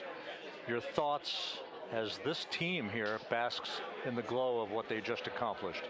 Yeah, Rob, we're here in the control center, and it's kind of overrun with jubilant folks in the Mission Control Houston, as well as engineering, and folks that just want to be here, part of it, as we watch our crew get extracted from the vehicle. And you know, my thought is always about these teams. The team that's in the water right now, pulling the crew out.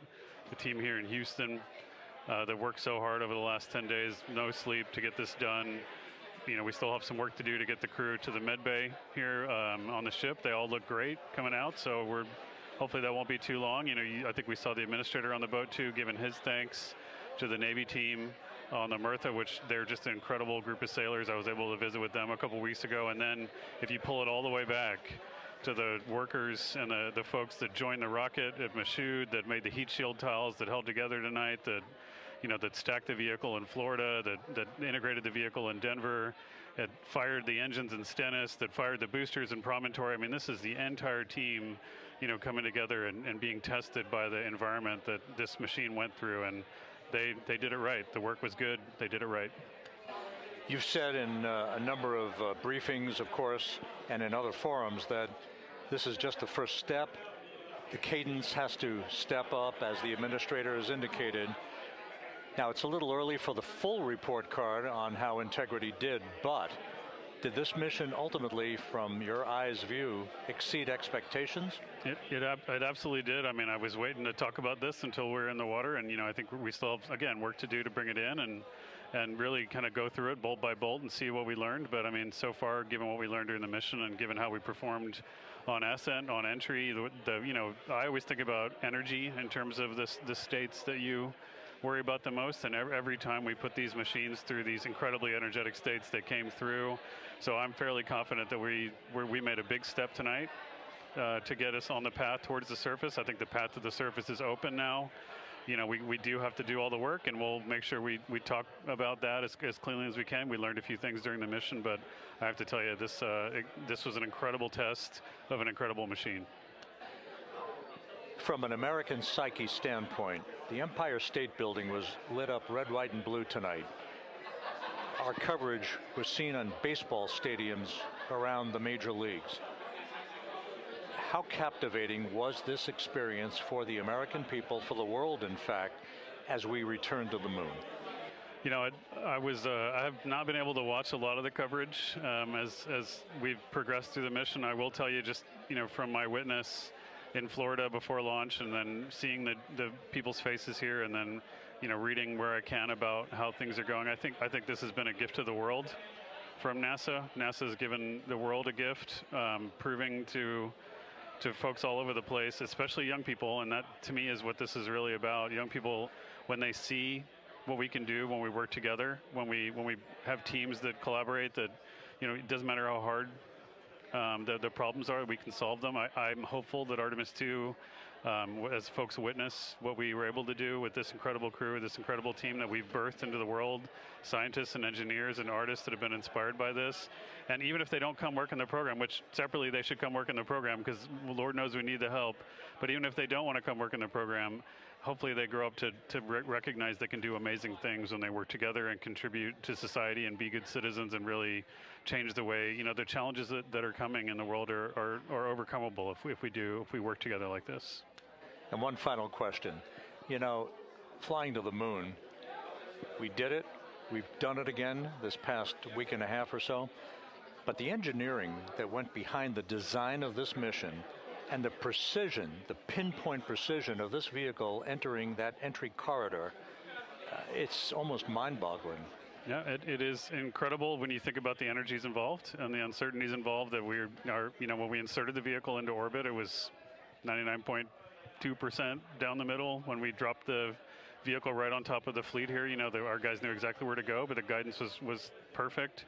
You know, and it's interesting. I've got this question a lot over the last few weeks about, you know, we did this before 53 years ago, and you know that. I mean, it is a reasonable thing to contemplate, like what's gone on since then. And what I'd tell you is, you know, when we did Apollo, which again, the more we learn about what they did, the more magical it seems what they were able to accomplish given the technology and the learnings that they had. But when we did Apollo, the architects of Apollo, you know, Gilbert, Seaman, von Braun, Mueller, what they really wanted to do, you know, as they were contemplating what it meant to expand our range of action to the lunar surface, what they wanted to do was learn how to live and work in space for a long time. They wanted to do that first before they were confident they could expand their range of action to the moon. Now, of course, the politics of the time and the mission at the time was different, and so they had to go straight to the moon and bring people home. And then after that, the program kind of lost its momentum. But you know, after that, NASA kept moving along those paths, right? So we recognized during Apollo that reusability was going to be important. We spent a lot of money on those machines, and you know, we spent a lot of money on these machines here. Even though, but we recognized that reusability was important, which is why we built a winged space plane called Space Shuttle, and then we used that reusable machine to build a space station. And we learned for 25 years how to live and work in space, and have been able to develop technologies that can enable exploration. So really, what I think is now, 53 years later, we're at the point where the architects of Apollo would have been pleased that we're now ready to actually go back to the moon and go back to stay, because we've learned all the things we needed to learn.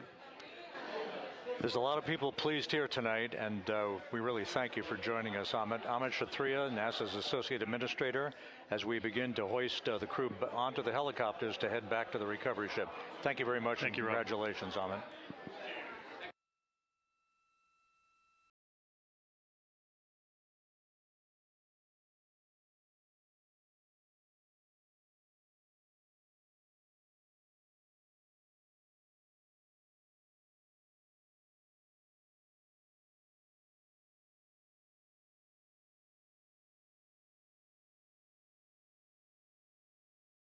This is Mission Control Houston, with the crew members now beginning to be hoisted aboard the Navy helicopters. Let's go to Megan Cruz aboard the USS John P. Murtha, who will take it from here.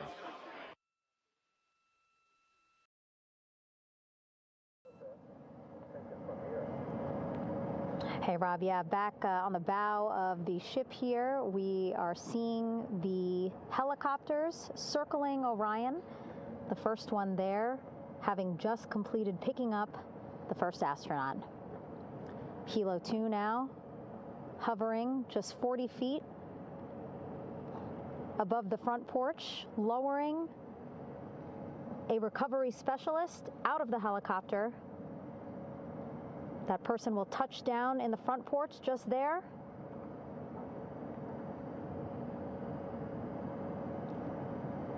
The crew members already outfitted with a harness that will allow them to quickly attach to the hoisting device.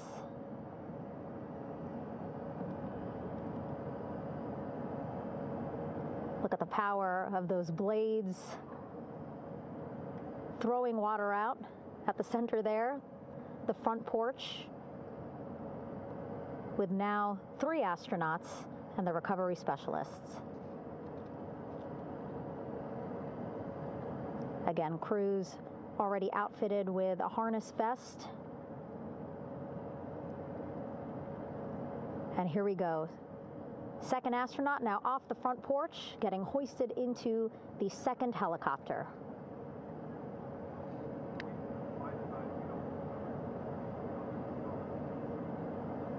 That helicopter will now hover just a distance away to give room for the first helicopter to come back and pick up the third astronaut.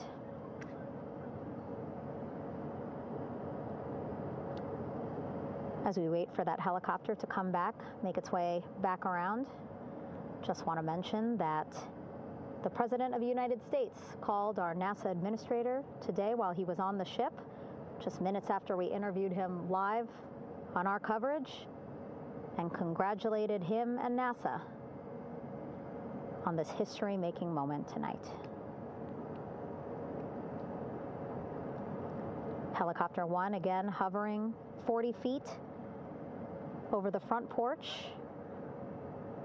We will soon see another recovery specialist getting lowered onto the front porch.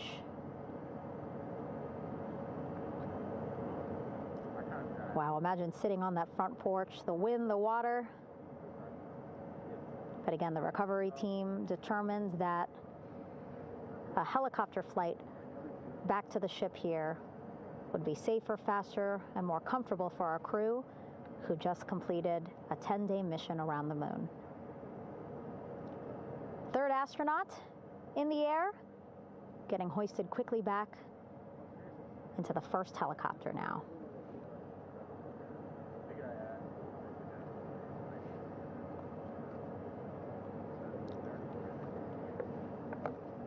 That first helicopter now on its way back to the ship here. We will soon see it land in just a few minutes. Again, all this action happening just 3,000 yards away from us, so a very quick flight back to the flight deck. And now the only person left on the front porch, Commander Reed Wiseman. That second helicopter now making its way back over to the front porch.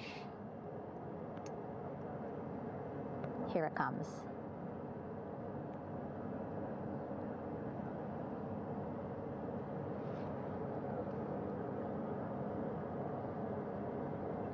Making its final approach here.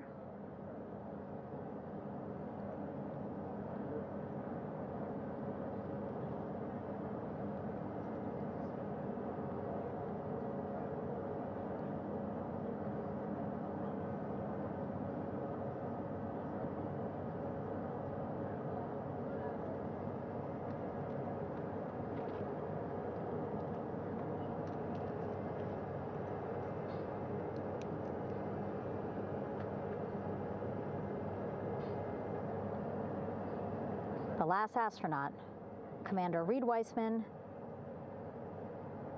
now off the front porch and almost into the second helicopter. Both now on their way back to the ship where we are, the USS John P. Murtha, just west of San Diego in the Pacific Ocean.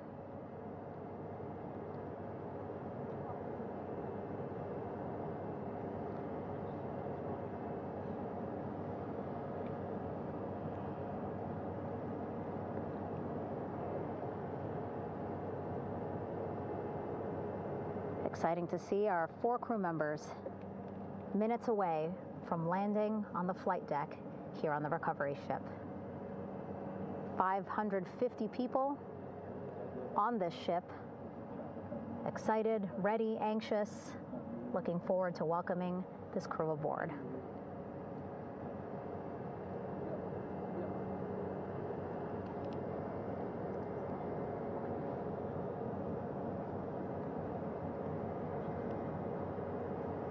Watching them now with our own eyes.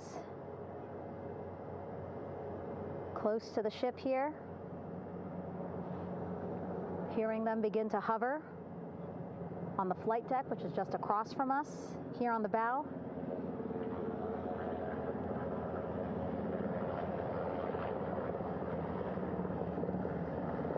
The first helicopter coming in.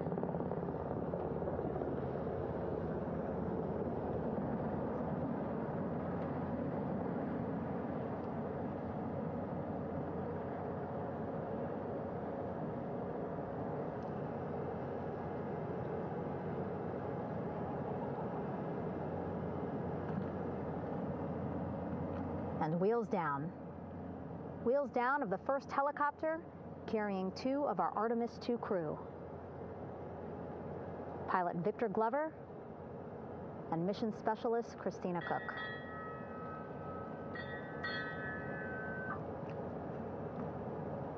Hilo 1 on deck reported on the recovery loop. Again, the mission audio loops that the recovery team are using here to communicate with one another. And an announcement just made on the ship, integrity incoming. 2 more helicopters on their way to the flight deck, one carrying the crew, the other, one of our imagery helicopters. Again, kudos to our imagery and aerial teams for giving us these beautiful views of history in the making.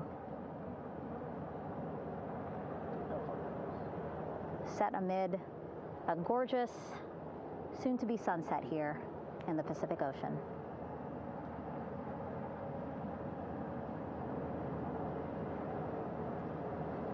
Second helicopter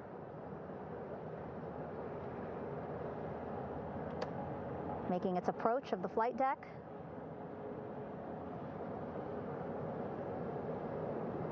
Plenty of people here on the bow with their cell phones out, filming this moment.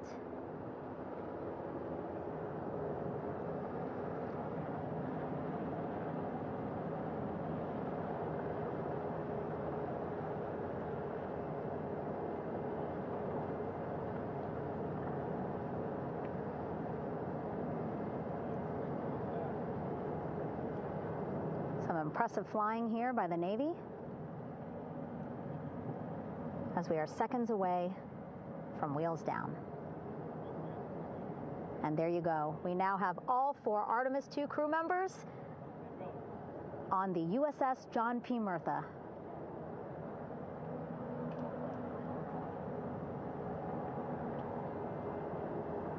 I'm sure they're happy to be out of the water and on this recovery ship with, again, 550 people on board, ready to welcome them home. But first, as we've been saying throughout the broadcast, just making sure the crew feel good. We reported that they were feeling good when they were in Orion, but those were just initial, quick, verbal assessments of how they're feeling. Their destination tonight, the medical bay here on the ship, right after we power down the helicopters here.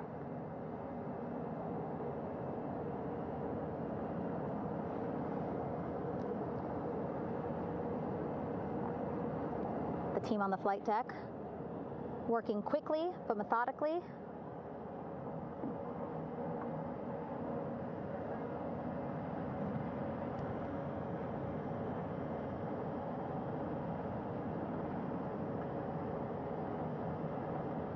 Waiting for just one more helicopter to touch down.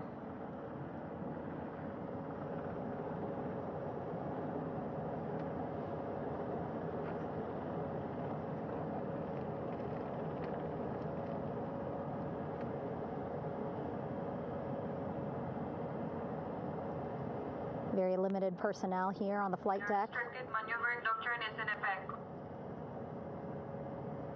As that third helicopter touches down.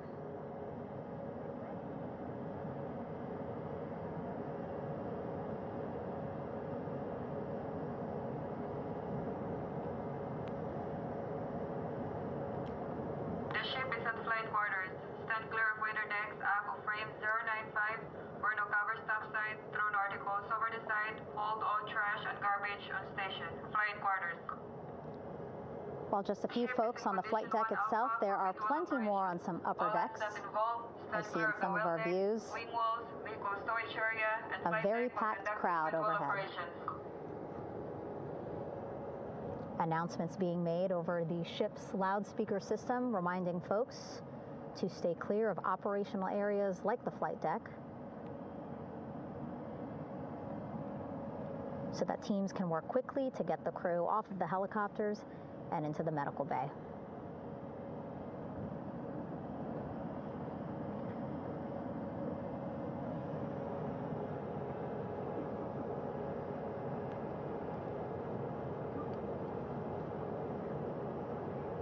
Splashdown today, 5:06 p.m.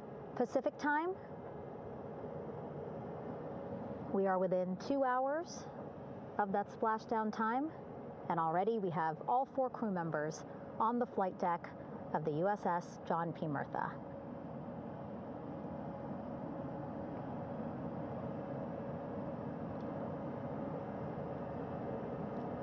Again, crew waiting before getting out for the helicopters to completely shut down.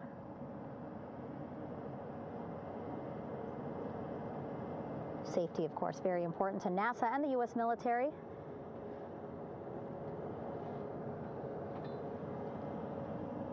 So we'll wait just a couple of minutes here before we start seeing crew members walk off the helicopters one by one.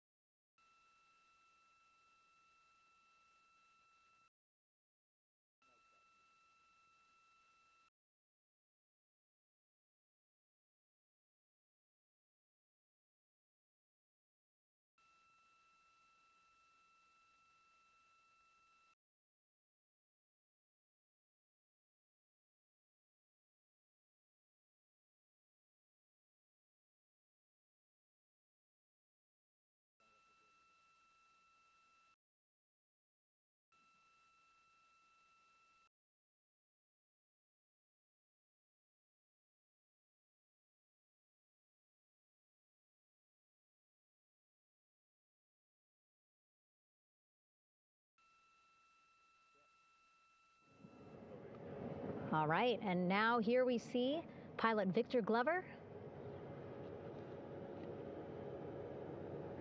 and mission specialist Christina Cook sitting on the edge of one of the helicopters, looking in great spirits.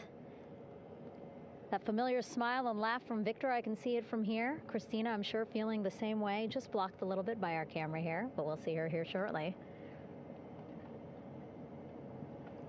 A photographer taking their pictures. Victor saluting folks on the flight deck. They look like they're in great spirits. Happy to be home, I'm sure.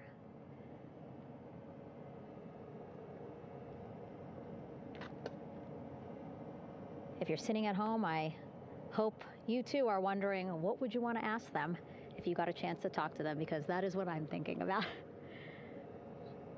Getting the opportunity to talk to or ask questions of these 4 astronauts who just made history as the first crew to return to the moon since 1972.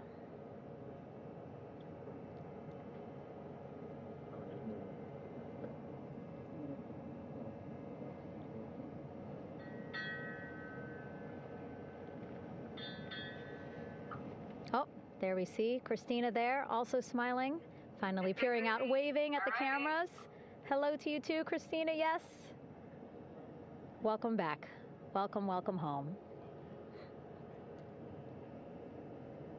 A loudspeaker announcement on the ship saying, "Welcome home, Integrity."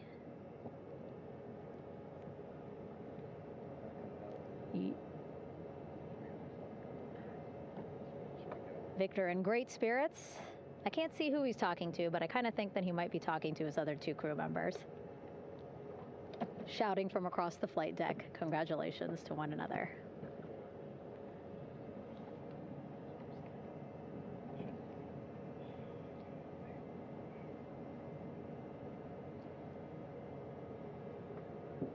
And so now we see some Navy personnel walking up to the helicopter.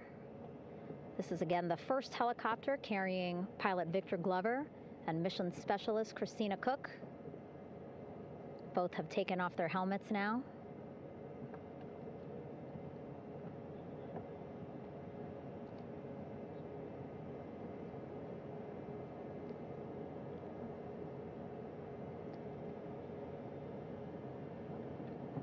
Some pictures, video to catalog this historic moment. A beautiful sunset just behind them here in the Pacific Ocean. Golden hour. These pictures will be beautiful.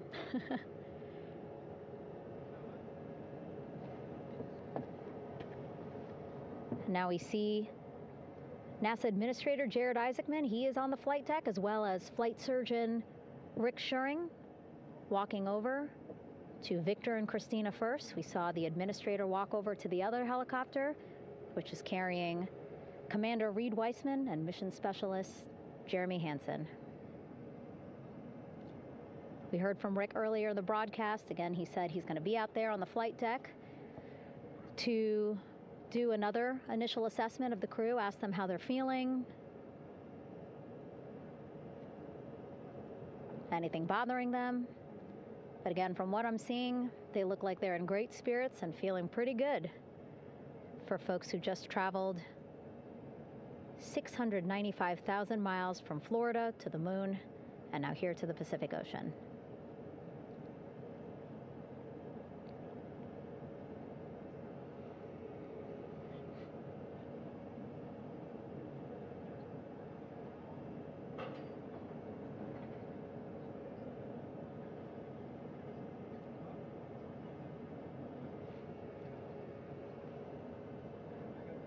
We're now seeing NASA Administrator Jared Isaacman walking across the flight deck. He had been talking to Reed and Jeremy, now approaching Victor and Christina. A hug from Victor? A hug from Christina? What a moment that we're getting to experience together.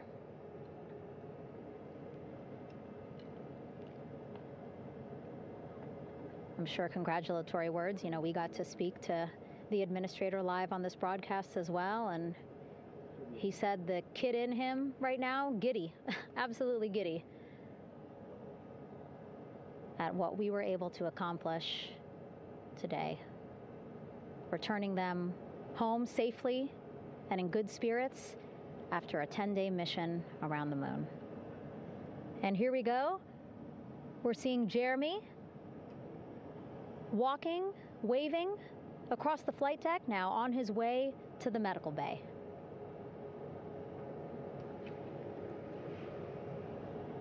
It's a short walk, less than a minute. Again, that's why the recovery team decided to use helicopters to get them on the flight deck for that short walk to medical bay. And now on the flight deck, we see the chief of the astronaut office, Scott Tingle. Rick Schuring switching places. He's going over to the other helicopter. Big hugs from Victor, Christina to Scott.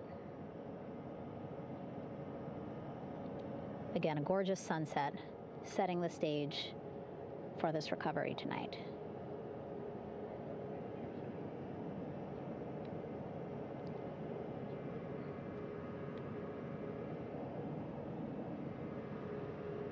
All right, and now here we are, Christina, making her way, looking thankful, grateful, happy to be home.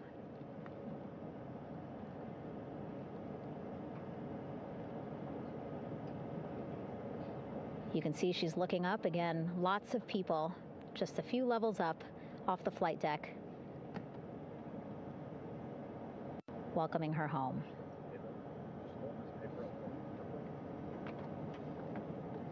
Scott holding the door like a gentleman, but back on his way to the other crew still on the flight deck.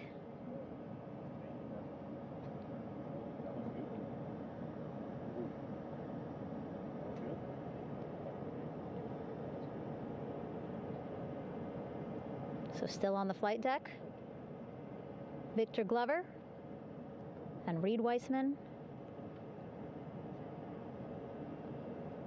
It looks like Victor will be the next one headed to medical bay. More hugs, more hugs. He's a hugger.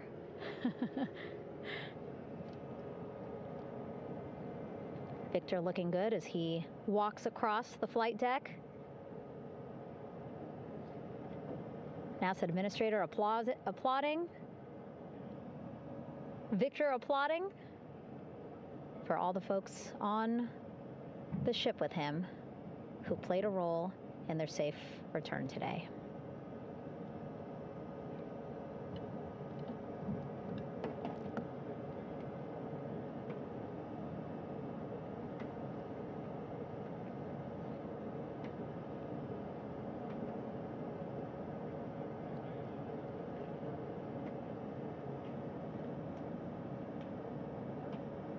And finally, just one Artemis II crew member left on the flight deck, Commander Reed Weissman.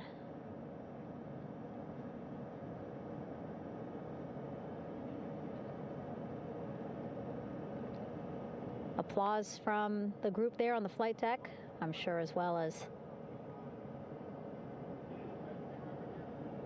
on the level just above them, packed with people. Reed looking good as he takes his steps towards the medical bay.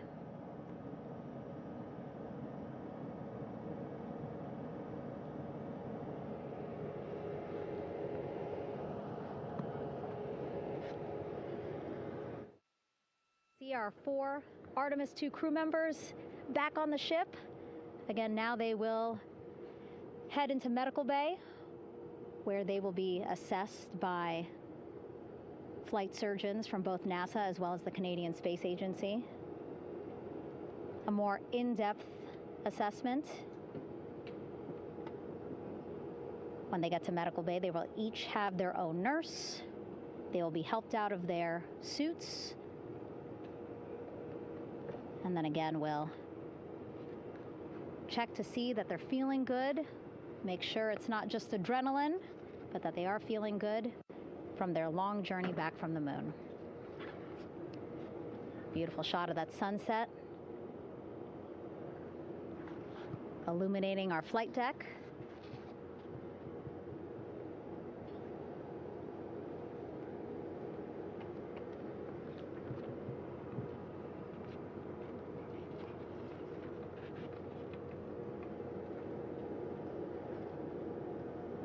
All right, and now with our astronauts safely on board, I want to welcome on Artemis Recovery Director Lily Villarreal. Lily, I don't know how you must be feeling right now. Ecstatic, relieved? So ecstatic, relieved. Of course, we still have to bring the capsule into the well deck of the ship, but this is a major milestone to have the crew here on the ship and in medbay. You know, our team has been preparing and working really hard, and I'm just so proud of them all. Everything went very well, just as planned.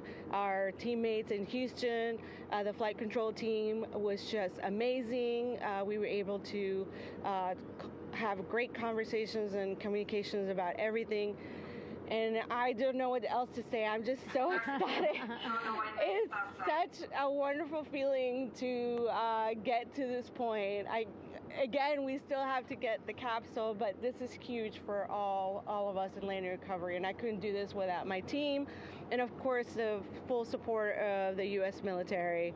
There's going to be lots of, high fives when we get the capsule back in, and I'm so happy that the crew's doing well, Orion's doing well, and thank you for everybody watching. Yeah, it was great to watch the crew come back to the ship with you. How were you feeling when you were seeing them looking so happy to be home and feeling really good? The funny thing is that we had video of them from inside the Orion vehicle. They were like that from the beginning. When we opened the hatch, they were already out of their seats, having a good time, waiting for us to open the hatch. And they opened the hatch, and of course we did the first medical assessment. Everybody was doing very well, and they were just having such a great time with the medical team that was inside the capsule. I think they were all taking selfies with the phones that they have, probably talking about what they saw, and it was just smiles all around. They were having such a great time. And then we put them on the front porch when we were ready to put them on the front porch. And again, you could see they were just so ecstatic to be home and talking to everybody. So we were very happy to see all of that in the control room of the LFOC. How remarkable is that? Again, if we think about their journey, the 695,000-mile journey around the moon and back, coming back at 30 times faster than the speed of sound. I mean, how remarkable is that they are in such good spirits? I mean, this is an amazing crew. I think you guys have seen it for the past 10 days. They're wonderful people, and we're so happy that they brought us along on that ride. And I can't wait to see all the additional videos and pictures that they have that, we'll get a hold of now that they're back on the ground.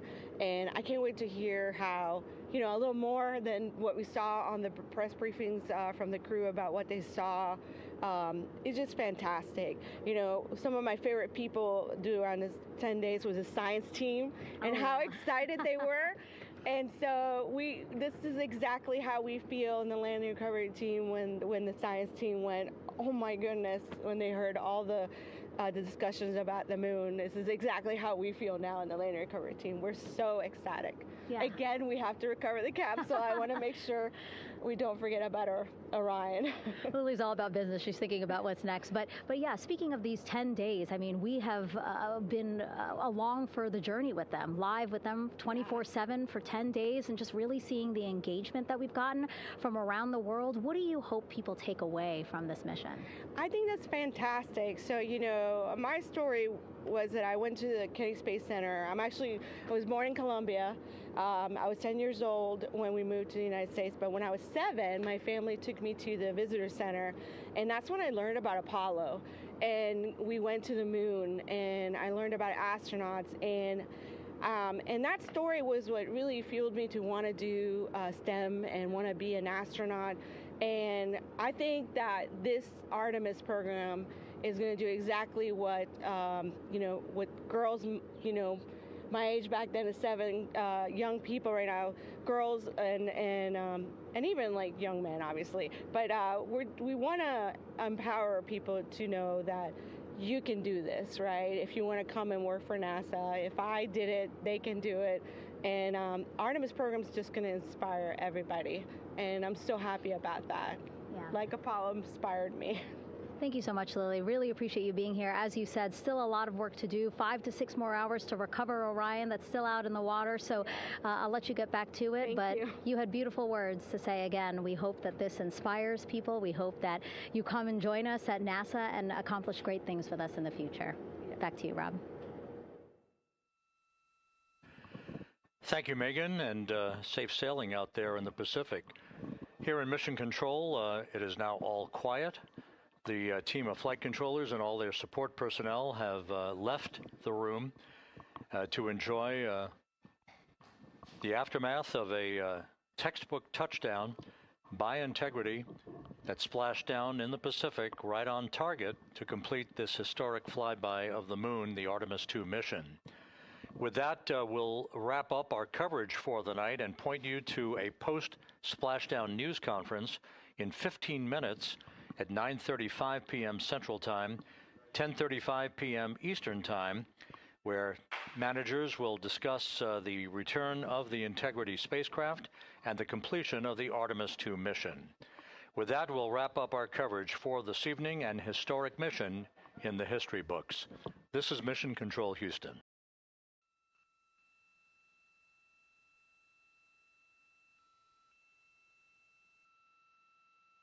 Main chute deploy. And we have 3 good main chutes. Houston Integrity, splashdown, sending post-landing command now. Splashdown confirmed. Copy splashdown, waiting on VLDR. Splashdown confirmed at 7:07 p.m. Central Time, 5:07 p.m. Pacific Time.